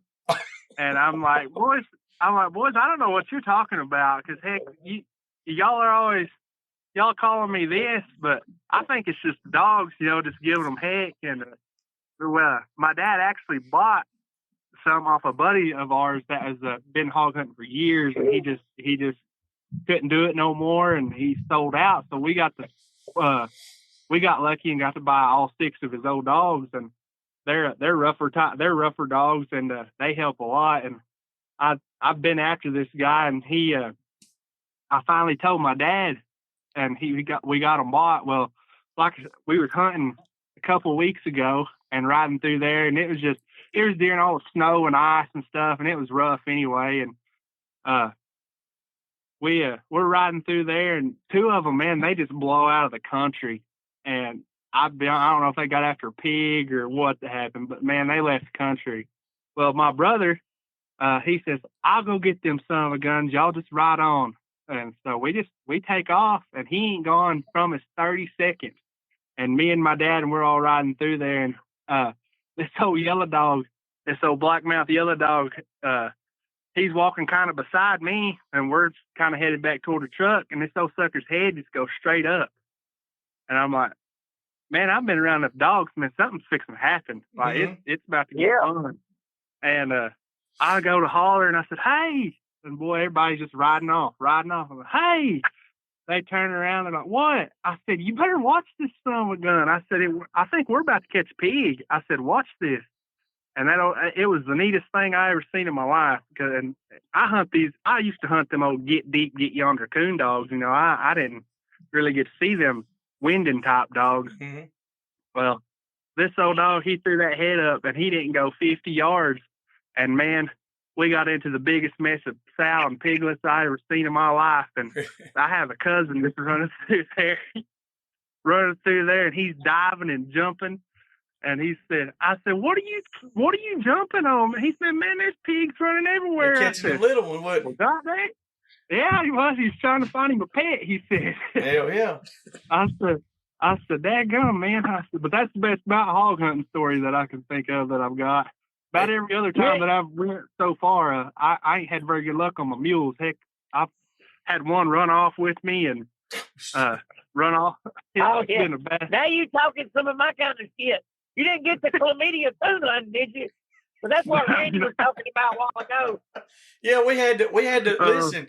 You probably gonna catch hell now because I had to hang up on the world famous Randy Durrell so I could get a hold of you. We had to kick Randy out of the damn deal so we could talk with you. So man, you got hey, tell you done stepped up in the world. Yeah, we just took off hunting. Like I said a few weeks ago again, and my brother actually started out on this mule, and he's a little rank. I mean, I wouldn't say rank, but he was a little ornery. I mean, I think he had a little bit too much jackass in him than he did horse, in my opinion. Hey, Randy. I bet. Oh no. But we're riding through there, and man, my brother, I love him to death, but he's always been a little terrified, and man, he's tensed up riding this sucker. He's dropping the whole time. I can't never enjoy the fucking hunt. I said, riding something like this. I said, well, just get off of him. I said, I'll ride him. I said, you got to remember how we grew up. I said, I always got stuck on the ones you didn't want to, and you got the good ones. I said, no, I ain't letting you ride this sucker. I said, just get off of him and let me ride him. Well, we go, we switch, and we go about 3 miles in, and like this old mule, you think, well, he's done. His old head's hung. Them ears is bobbing. He's having he's doing good. And we go to climb this bluff, and you was bullshit. Old mule, he said, yeah, I'm really done. He didn't want to climb that bluff, and he had a lot more energy left than what I thought. I went to go to kick him, and that old head, it just went to the left, and that's the last thing I was looking at. I was looking straight, and he was running left, and I had this sucker's head bent plumb to my leg, and I couldn't stop him. And we're in that Cherokee Game Refuge, and we're running sideways, and next thing I look at, I guarantee you, I was like, man, we're about to pull some Manny Snowy River if I don't figure out how to stop this son of a gun. I mean, I'm trying my hardest, and this sucker, be honest, I don't know if I jumped off or if I fell off, but I just remember I hit the ground and it hurt. Hell yeah. But, well, that's what we wanted. Yeah. We wanted just a good story and all that good jive there, so that way we can know. If you got all your questions, I'll be honest, I had a lot more in my head. Yeah. But whenever, I'm not gonna lie, when I got on the phone, I kind of just all left, got a little nervous. I know. Listen, it happens with a lot of people. It ain't no big deal, and that's what we're doing. We're not trying to rush everybody off, but we're trying to keep it to where everybody has a decent amount of time to share their stuff and get it as fair as possible as we can in an episode. So, Oh yeah. And we do really appreciate you calling in and asking that and sharing your stories with us. That's the whole part of doing this with Uncle Pat. It's just to be able to interact. So many people want to talk to him. So there you go. Well, I tell you what, I've learned most from y'all, and I've been around hunting dogs my whole life, but I guess it's really where I've gotten older and what's impounded in my head is, man, just let them be dogs. I mean, that's right. We go hunting a lot, and I'll be honest, the couple of my brother and a cousin of mine that goes, they're a little heavy-handed on the electric, and I'm not big on the electric. I'm really not, and I think that's just what I've had to deal with coon hunting world is I wasn't big on it in the coon hunting world. About the only thing that I really like electric on is my beagles that I used to have and stuff. But William, do you use a shot collar a good bit or no? Oh yeah, I use it plenty.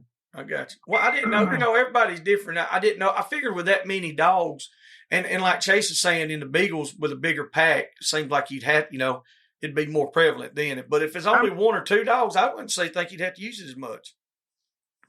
I mean, honestly, like a lot of them, I have handled pretty well because I let them run around free for a good bit.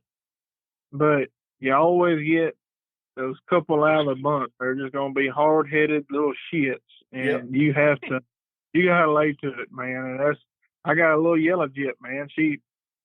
I don't know. She's just one of those. Whenever she gets to running a piece of game, she don't want to quit. She ain't listening to that tone. She ain't listening to me blow my horn. A lot of mine, I can get out at a crossing or whatever. If I'm ready to catch up, I just holler at them. They come load up. But she has done got she's coming into herself, and she doesn't want to stop. And you just gotta lay it to her sometimes, And she gets a little aggravating there because sometimes, even though you lay it to her, she still might go another mile or so before she decides she wants to quit. She got some want to go to her, huh? I used to be that way. Yeah. I was that way till I was about 51. Yeah, I was thinking to say, it's just here recently, wouldn't it? Yes, Lord. Do we got any other callings? Have you seen that? Did you see that, Rob? Yeah. What are you doing? Pat, what are you doing? Lost my damn mind. Nate brought it up that one day. He said, "Hey, did you see that?" I was like, "What?" And so, that was the morning we caught that big old boar hog down here. Yeah. I said, "Well, yeah, I was catching big boar hogs, so I was happy for you." And just in general, I was like, my God. That's exactly what did I say, Nate? I said, he done lost his damn mind. But I will say one thing. I've done dumber shit. Hey, listen. I've done dumber shit. Yes, from the time that I've known you, there's been one or two things I've seen that was a little different, But from what I've seen, I think you're on the right road with this path. Oh, there's no doubt. So no doubt. Now, Mr. I will say, go ahead. I got to meet her the other night, and I think she's probably the nicest one I've seen Pat bring home. Really? That's what's fixing to ask you. You've been around him a long time, William. You can tell some good stuff. No, I ain't gonna tell. That's a damn good Pat. That is a damn good friend right there. He said, "No, I ain't even gonna tell it." Hey, William. Oh shit. Yeah. Just tell him one thing. When them deer dogs swing my way, what happens? They damn sure don't come back. The dead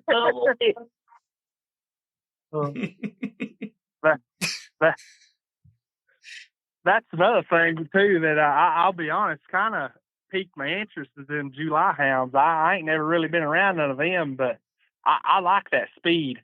I mean, I'm a speed guy. I like my coon hounds fast. I like my beagles fast. I mean, but that's how I was raised. Just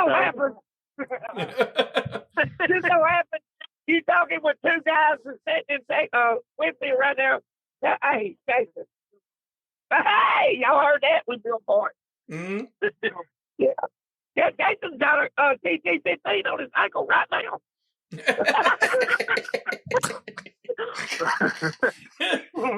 Take it easy on electricity, boss. Shaking the bush, boss. I'm shaking the bush. Hey, the Texas is checking that drive track right now. Oh, Lord help him. Lord help him. Hey, we ain't bullshit either. Yeah. Oh, man. There was one guy in Oklahoma. Right now. There was a guy in Oklahoma at the bay, and I ain't gonna call no names for that very reason. He said, man, I just got to leave my phone at home, so they. He said that way that mother they think I'm there. I said, well, hey, I said you got to do what you got to do, brother. He didn't have the bracelet on, so he was still doing pretty good. Yeah, I'd have to cut Jason's foot off to do that, so we just don't let him track us tonight. Hell yeah. Ain't nothing wrong with that. Yeah. So me and Nate got us one of them over running walker registered foxhound deal. And this is something I want to ask Mr. William. This dog we've only put him on the ground just 4 times, maybe? 4 or 5, maybe. And he's been in the race, leading the race, and with the meat every time. But like as soon as we even get close, he's standing way back from the hog. He's not baying real hard, real hard or real tight. And he wants to roll out as soon as we get there. Which, I mean, it's not a problem. But do you think that could be because he's still so green at baying hogs? He was never on hogs before. We took him out of the fox pen and put him straight on hogs. And I think a lot of that is, the fox pen, they don't want you baying or catching their game. Yes. So therefore, a lot of those dogs are either toned or stocked off of that bay. Mm-hmm. So, you got to get him used to and coach him and show him that's all right, not just to roll out whenever you come up on him. They probably shocking him in that fox pen because he's feeling the coat. Because I'm going to tell you, he's fast. He's a fast-moving dog. Well, that's like, Samuel Botwell. Yeah. He's got some dogs for me, and he loves them. Well, he does. He's proud of them dogs. His brother Caleb bought one from me. Well, he texted me the other day. I want to take it 6 times, and he was kind of the same way. But I had never shocked him or toned him or anything. And it just might be the difference in terrain. But he's saying that whenever he comes up there, he ain't. But like 20 yards from the pig, man, he's barking at it, but he ain't up on it. Yeah. And I just told him, man, just give him a chance. If you don't like him, if he runs for a little bit longer, get him in on some more bays. Because I mean, he was used to the way I hunted, and it's all in how you handle different terrain and how the other dogs do and whatnot. But I told him, man, just run him a little while longer. Don't cull him out. If you don't like him after I get back in home from work, come over to the house, we'll exchange it. We'll get you something else better.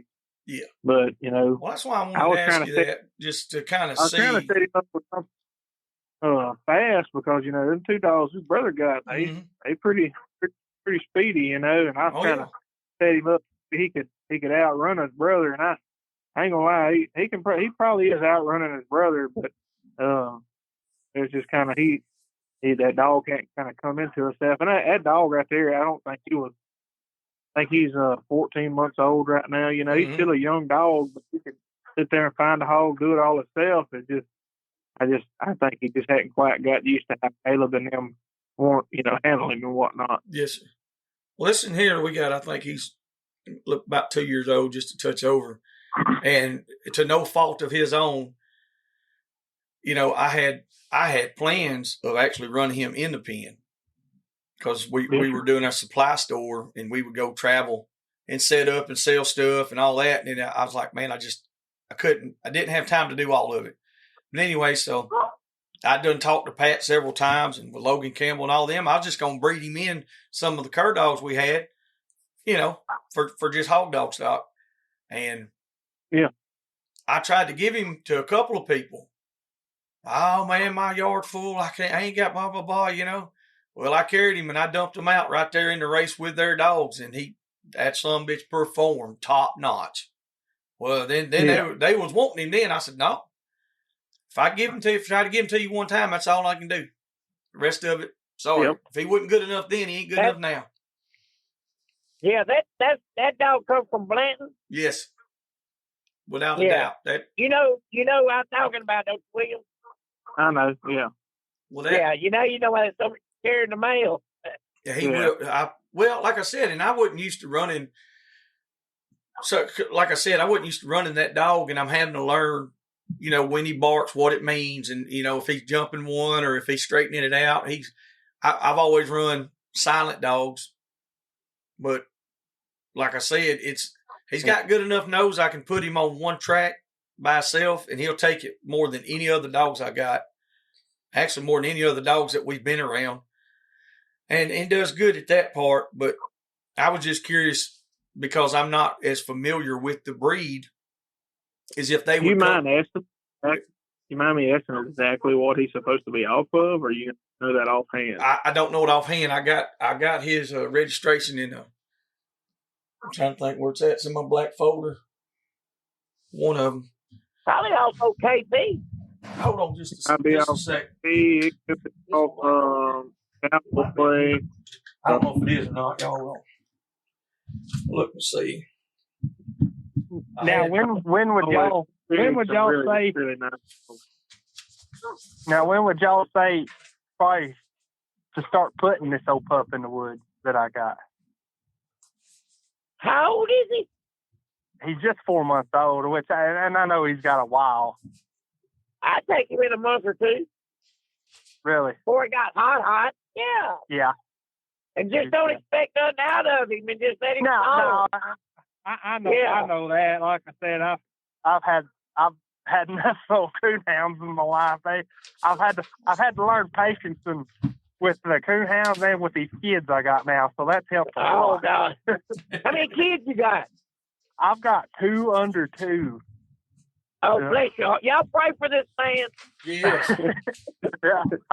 I'm 20. I'm 27, and I've got one. He's about to turn 2, and my baby girl, she's 9 months old. So same mama. Yep. Yeah. Because I'm at to ask, because mine got different mamas. No, same mama. We actually 3.5 going on 4 years ago. They're actually our second and third. We lost our first boy. Oh. Yeah, he was stillborn, but oh, okay. I know everything happens for a reason, and now I got this little firecracker of a little brother he's got, and buddy, I got my work cut out for me with this sucker. Sound like to me, you better call William and get some of them 2 like crosses and keep up with the kids. Yeah. Yeah. Them high-speed youngins is rough. He's like I said, he's 1.5, and he's out here with me about every night feeding, and I'll tell him, hey, let's go inside, and it'll be getting dark, and he'll just look at me and say, no, I'll go dogs. He gets about 14 and quit. Yeah, he's looking for something else. Yeah. The 2-year-old girl I got, she's pretty hard to. That William, that dog is out of KP and Aunt Jemima. Yeah. Hey, I might know some kid, huh? Some hogs. Aunt Jemima. Yeah. Okay. And that's I got the other papers in the house. I had 2 of them. I got to make sure that it's the right one. I think they weren't litter mates, but they were bred identical, if I'm not mistaken. Yeah. And like I said, I just didn't know if with that breed, if since I never showed him a pig or nothing. I saw here run it, put him out there and he done it. And I will say, John, he knows exactly what a good dog is. Yes, sir. He's kind of like me and Pat. If you know, you ain't gonna get jumped from him. It's just he's bred too many. That's just it ain't no fluke whenever you have that many champions like he's got. Yes, sir. Like I said, I'm happy with him so far. I just probably should have been a lot further along with him, but that ain't his fault. That's mine. That ain't got nothing to do with me. Yeah. It's one of them deals where I can, to have him in my toolbox, even though I don't run a whole pack of dogs like that, I know I can put him, and we've done it. We put him on one track and him take off and run it, and then we can pack to him and get her shut down a little bit later, Yeah. But he's got to run for a while before the other dogs can keep up with him. I ain't gonna lie. He smokes their ass.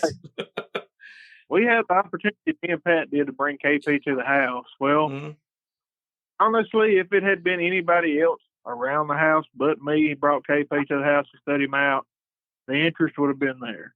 But, it's just, I don't know, for some reason, I ain't never done nothing to nobody, but they just, somebody else, that, ain't as widely known could have had KP over there, and everybody in their mama would have wanted to come and breed to him.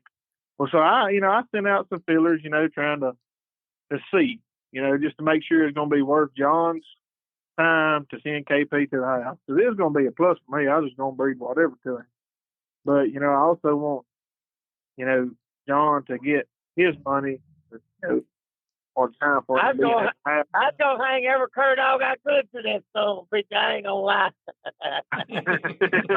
It just, man, the interest wasn't there, and so me and John just said, later on, because there was another guy bugging the shit out of him in North Carolina, and I'm not sure if he ever sent him up to North Carolina. I don't know if I'm home from work by the time Uncle Earls comes.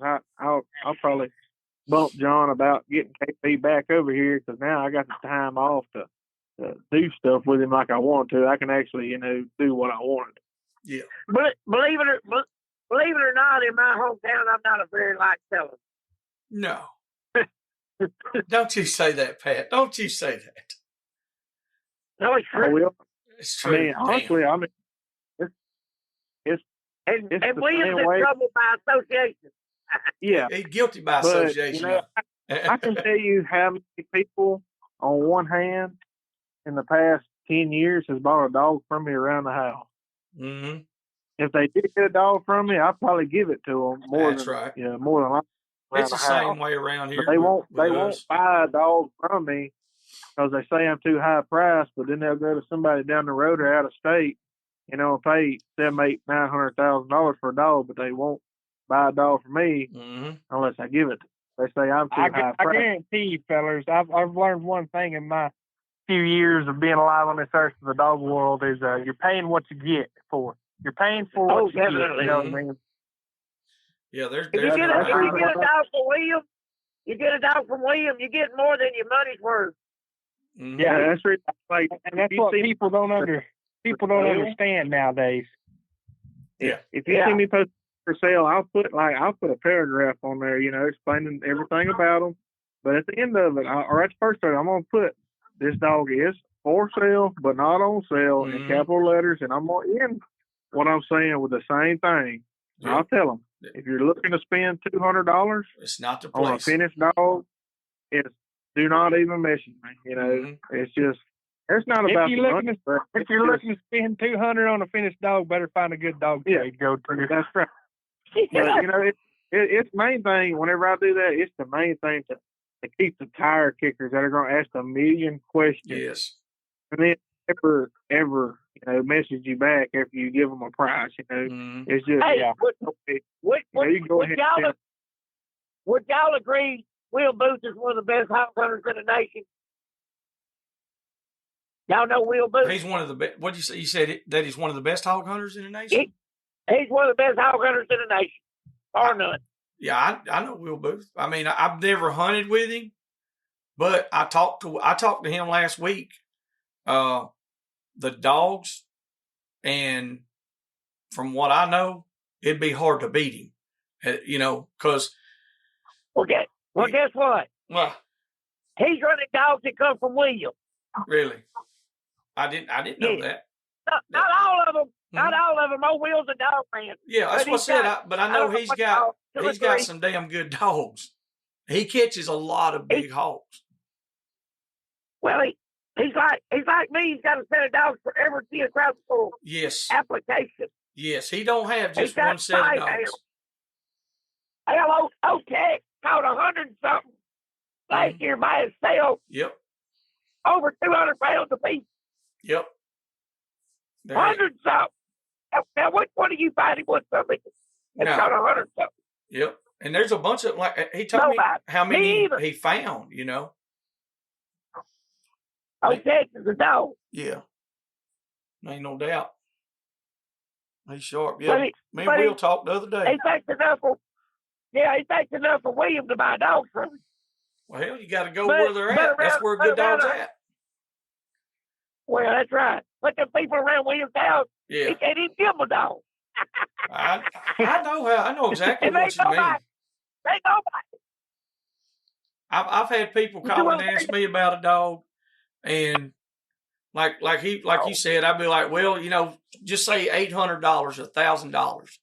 Oh, god dang, man, blah blah blah. But then they'll drive to wherever, to Florida or Tennessee or whatever, and give $3,000 for a dog that ain't even half of what I already was going to let him have. And I have to give them away. When I go to sales or puppies or whatever, and somebody asks me how they bred it, I say, I don't know, you got to ask William. Yeah, I've heard you say that before, yeah. Yeah, like the guy on there, he said, my puppy's going to be 4 months old tomorrow. Mm-hmm. Man, I don't even know what month mine's born, but that's the fucking day. I don't know. So William's doing the damn work, huh? How many head of dogs you got, William, at the house? I have around probably 40 to 50 running dogs, and I have I got 12 that are ready to start, and then 2 more litters of puppies on the ground. Good Lord. You got a pile I of got 6 litters coming. I was going to say, how many you got at the house, Pat? I don't know, but I got 6 litters coming. Good Lord. See, now y'all putting the dogs out there. Bro. I think I put out 50 something last year myself. I don't know what William put out. Probably that many. That's a lot of scratch speed, I guarantee you. You bet. Probably 100. And so now, do you run the fox pens and stuff with you? I used to, man. It got to be so much political bullshit on that, and buddy, and all kinds of other stuff. And the way these guys to get ready for a field trial, what these guys are doing. That's the reason why I'm saying, like, I try to stay away from a lot of those guys if I want to bring some new blood in, because you pay attention to them, but if you start watching and learning them, you see what they're pumping these dogs full of. Yes. And, you know, it doesn't make the breed any better. I think it's actually declined. You might get a little bit more speed, but the consistency on litters and what they're going to produce just isn't there, because they just pump these dogs full of all kinds of different shit. You know, it's just that fox pen stuff sounds like the rooster fighting. It's pretty rough. I got out of really fox penning probably 5 years ago. I got something that I think's just spectacular on the outside. I'll go enter a hunt every now and then, but my main thing, I like to go state to state on these outside dog hunts, and that's what I like to do. Matter of fact, I'm in West Texas right now, going at work. I have 10 head going to a hunt this weekend, or outside deer dog hunt. You know, I probably ain't going to place at it because it's around the house. It's just the way it is. I don't ever place there. But I always make a showing, and I make sure I support it. It's just because that's just who I am. But I can go to a different state, and I can take all 10 of those dogs and place every one of them in the top 20. Really? You know? Every time I've entered the big hunting buck field, 380, 400 dogs, whatever, I played. I can run and one around the house with them pot lickers around there, and I score a 0. Same son of a bitch. They got y'all locked out. I think in the past 10 years, I've probably placed 2 dogs in the top 10 that I own. Now, I have had plenty of them that come from my kennels or come from my bloodline place in there. It's just, I did not own them. I got you. Well, it's weird how that stuff happens. That's what I was saying a while ago. I was telling Randy, about the competition coon hunting stuff. I was like, even if if you sit back and you learn all these things, until you're in that world and you're consistently there, it takes a long time to get up there at the top. I don't care how good your dog is. Do I now? Yeah, I'll second that. That's what I comp hunted a little bit there a few years ago, and I guarantee you it's hard to beat when the judge is keying to him, ain't it? Yeah. Hey, right. Hey, y'all, I gotta go check on Jay. All right, let me go. That'll work. We got about 2 hours in here. We're gonna cut it here in just a few minutes anyway, Pat. Hey, bro, I'm glad you listened. There, Oklahoma. I'm glad you listened, and I'm glad you called in. Hey, shoot, yeah. Like I said, man, I've learned more in the last year or so, just listening to y'all and about all this hog hunting stuff and dogs and breeds of dogs and all that, and it's been a lot. And I can listen to it and kind of comprehend it a lot better than I can a lot of stuff. So I never was good at school. I never was good at math in school, but I can sure listen to you boys on these dogs and learn something super quick. Well, we appreciate it. Hey, love y'all. I'll holler at y'all later. We'll see you, buddy. See you later. All right. He's hung up. So, all right, William. That yes, sir. You still on here too, ain't you? Yeah, I'm here. Okay, I just making sure. I see I had a couple on there. I do all of it on my phone, and I got shows who's on, and I try not to hang up on everybody. Man, when I first started doing this, I'd hang up on everybody every single time. But no, talking about I would. Yeah, talking about those the running pins and stuff like that. We've had a discussion, and there's a couple of people that have come up with the saying that we're using the terminology and the phrase "run to catch" in the wrong way. But I think they're looking at it from just a hog hunting point of view instead of a hound hunting point of view, because that phrase has been used for hundreds of years.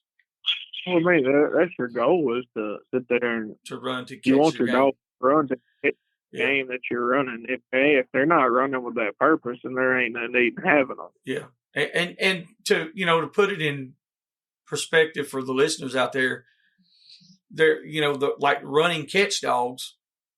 All of those, their only life purpose is to catch game. A catch dog or a running catch dog. They should never bay it hard. They should never do none of that. They are supposed to catch. But when you have a strain of dog over here that it's kind of more out of the norm for them to grab a hold of game, those are running to catch.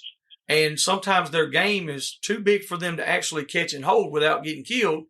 So they're just really aggressive, and they really put the pressure on it, and they don't let it go nowhere. So they hem it up, they get it locked down, and they got it tight. If there's enough of them, they will catch it. As long as they run to stop the game, which is the purpose of it, mm-hmm. That's my main thing. As long as they show the purpose of doing that, then they can stay at the house, Mm-hmm. And that's what I try to produce 100%, is something that has that mindset to run that game till it stops. Not necessarily just quit breathing, but as long as it can run that game and hold it, or whatever till we get there. You know, that's the main purpose. Mm-hmm. And like what you said earlier, we was talking about some of these dogs have been basically trained not to catch now.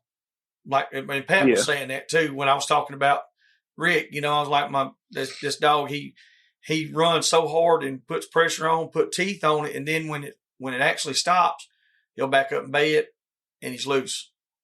So it's kind of like with the pit bull. It's brought in to catch bulls and bears and all these things. Then it was, then people took it and started fighting it against each other. And so they created a dog that went from catching game to fighting game. And now people are trying to use them as a catch dog, which they've done it successfully. But when a dog goes in, when a game dog runs in and grabs a hog on the front leg, they look at it as, okay, that's a colt. And sure enough, in the catch dog world, that's not what you want. But that dog has been bred to fight, not to catch. So he's fighting that damn hog. He's not catching the hog. He's fighting it. So then we got to steer him to catch the hog then. So that's why I was asking earlier about, can I steer that dog to bring back that recessiveness of him where he's been pushed back off of the game? Can I get him back on that game? That, And you said he's what, 2 years old or right at it? I think he's 3. I think he's going to be 3. He's going to be kind of set in his ways like any other older dog. But you might could, reassure him, you get there, put your hands on. Now, there was over a year he wouldn't run at all, though, William. Wouldn't it at least a year? Yeah, I think so. That probably had a lot to do with it there, and just sitting him up. Yeah, I was thinking he wouldn't run at all. He went from that to we started pushing him a little bit. Now I guess I'm just going to put him out there and run the pads right on him.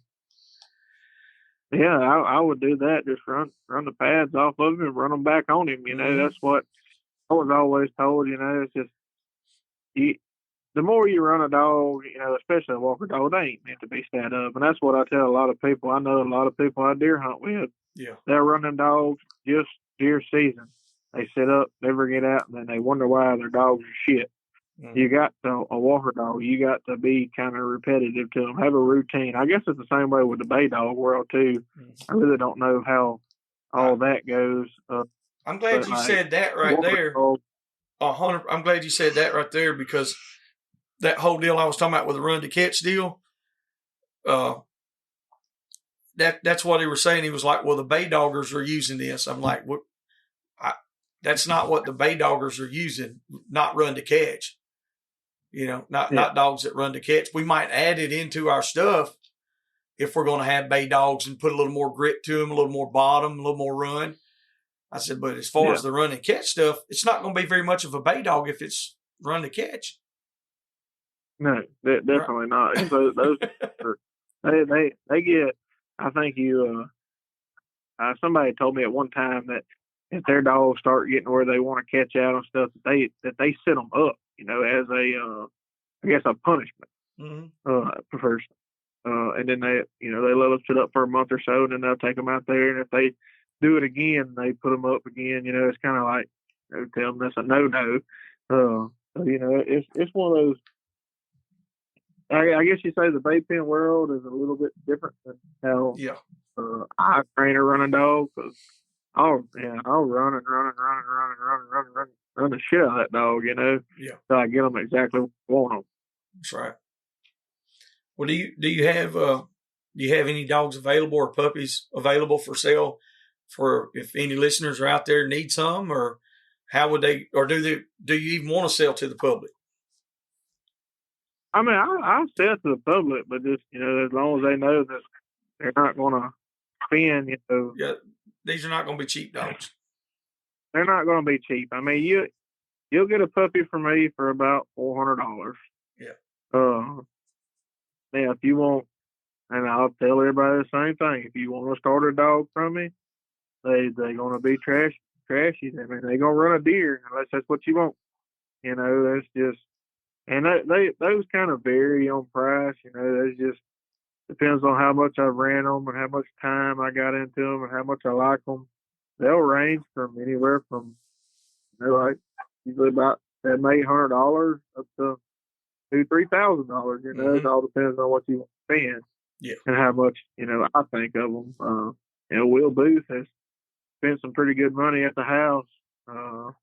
Another one, Dylan Perez, is big in the hog band world, and he does real good. He's fought several from it, and he loves them. Another thing is how you approach me. If you call and talk to me, I kind of feel you. I feel you out on as far as what type of person you are. I ask a lot of questions, and they ask questions, and we kind of go from there on kind of if I'm going to trust you or not to have my dogs at your house to continue, my bloodline. Because if I don't trust you, then you don't get it. Ain't nothing wrong with that. There's too many people that put that part to the side, and all they worry about is getting the money. And that's another reason, like, I call people out, per se, with the price on a dog. Because if you're wanting a $200 finished dog or a $400 finished dog, you're probably not going to take care of it the way it needs to be or ran. You're probably going to, get pissed off at it, right off the bat and cull it out. It's just, I don't know. It's just, I will say, since everybody's starting to like them, I have slowed down a little bit on the breeding this year to focus on getting what I like back at the house for myself, because I sold out of a bunch of real good dogs. But I do usually have something for sale, not necessarily on sale, but it's just I'm building back up at the house to take care of myself, and then once I get back the way I want to be as far as my own dog, then I'll have a lot more, for the public. But I probably right now I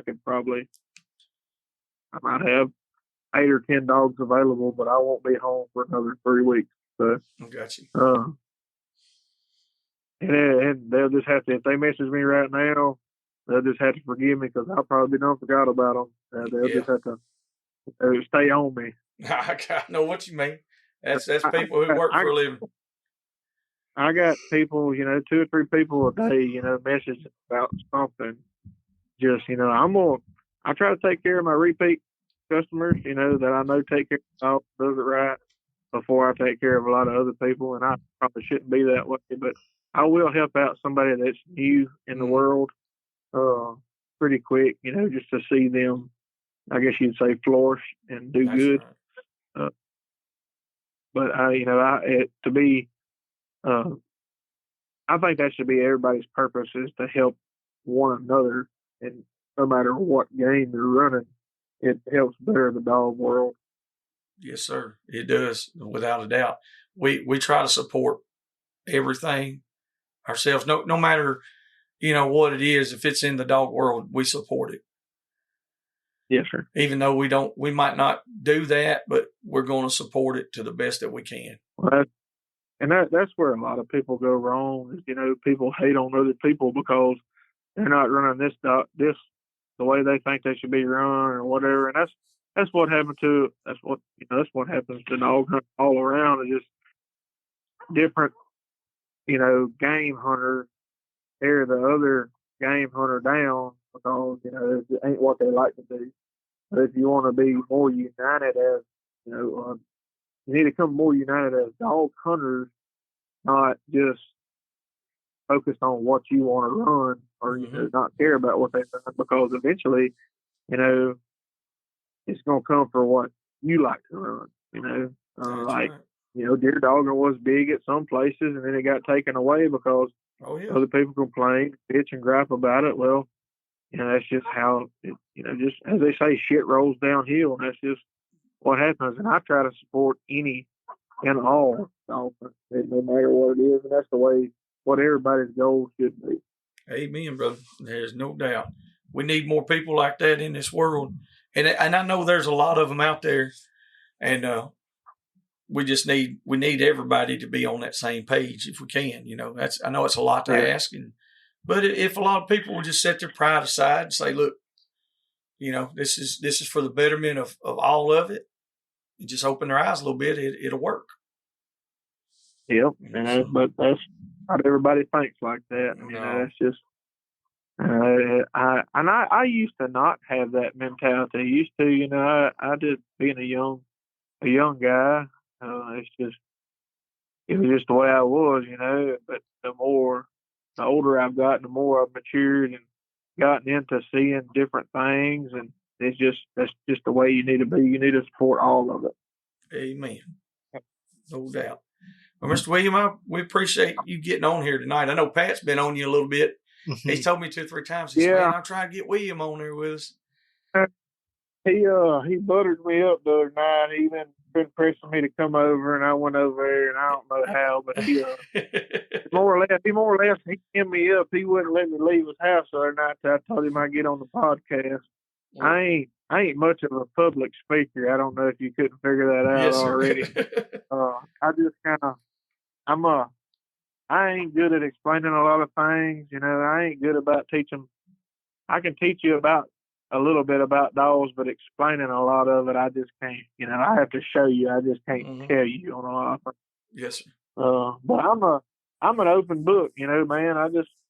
I try to leave people better than I was left, and try to, it just, I think it betters everything a little bit. Now, if you come with me and you don't want to listen, that's just on your fault. There you go. Yeah, you can't force somebody to learn. All you can do is you can try to do your part, and that's it.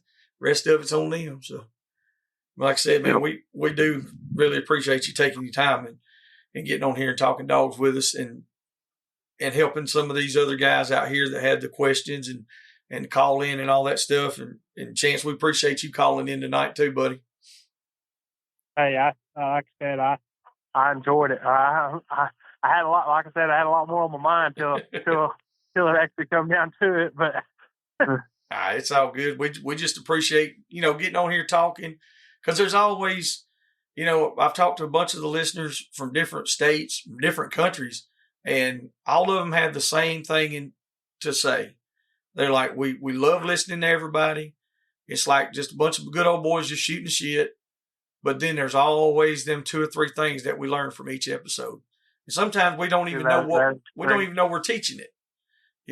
It's lost in the lingo. But well, we appreciate it. I'll say this: if y'all are ever up in Oklahoma sometime, we try to get together and go run some of them public land runners. All right. Well, by God, I might have to go to William's house and get a couple of dogs that can run worth of shit, but we'll come up there and go. I ain't gonna see run worth of shit, but they'll run. There you go. All right, fellas. Well, I appreciate y'all. Thank y'all so much for being with us tonight. And y'all stay safe and keep them hounds on the ground. Yeah, have a good one. All right, see y'all. Thank you. Bye. All right. Well, that was a pretty entertaining deal. It was a good deal. Oh yeah. Got to talk with a lot of folks and answer some questions and do all that. And Uncle Pat stayed on course, stayed true to the deal.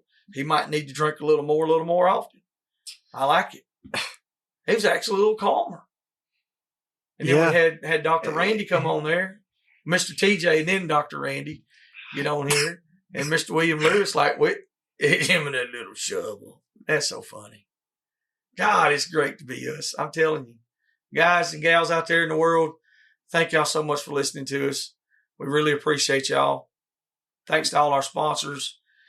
Thanks to everybody that has anything to do with us, good or bad. We don't care. We still love you the same. You ain't going to change it.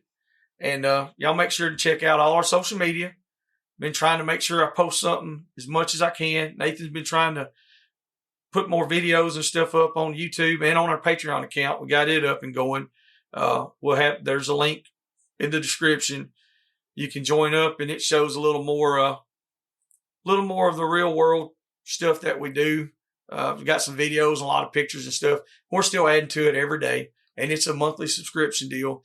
And that goes toward helping us be able to do this and keep bringing this to you, and we've got a few people that's already on there. And for anybody that does it, we appreciate it. Thank y'all for just hanging in there with us, man. It's been a long road, but it's been a pretty damn good road. I have to say that. It's going good. Y'all stay up with us until the next time. We gone. Thank you. Hope you enjoyed that episode. If there's anything or anyone you'd like to hear on the podcast, or if you'd like to come hunt with us, don't hesitate to contact us at dixiedoggers01@gmail.com.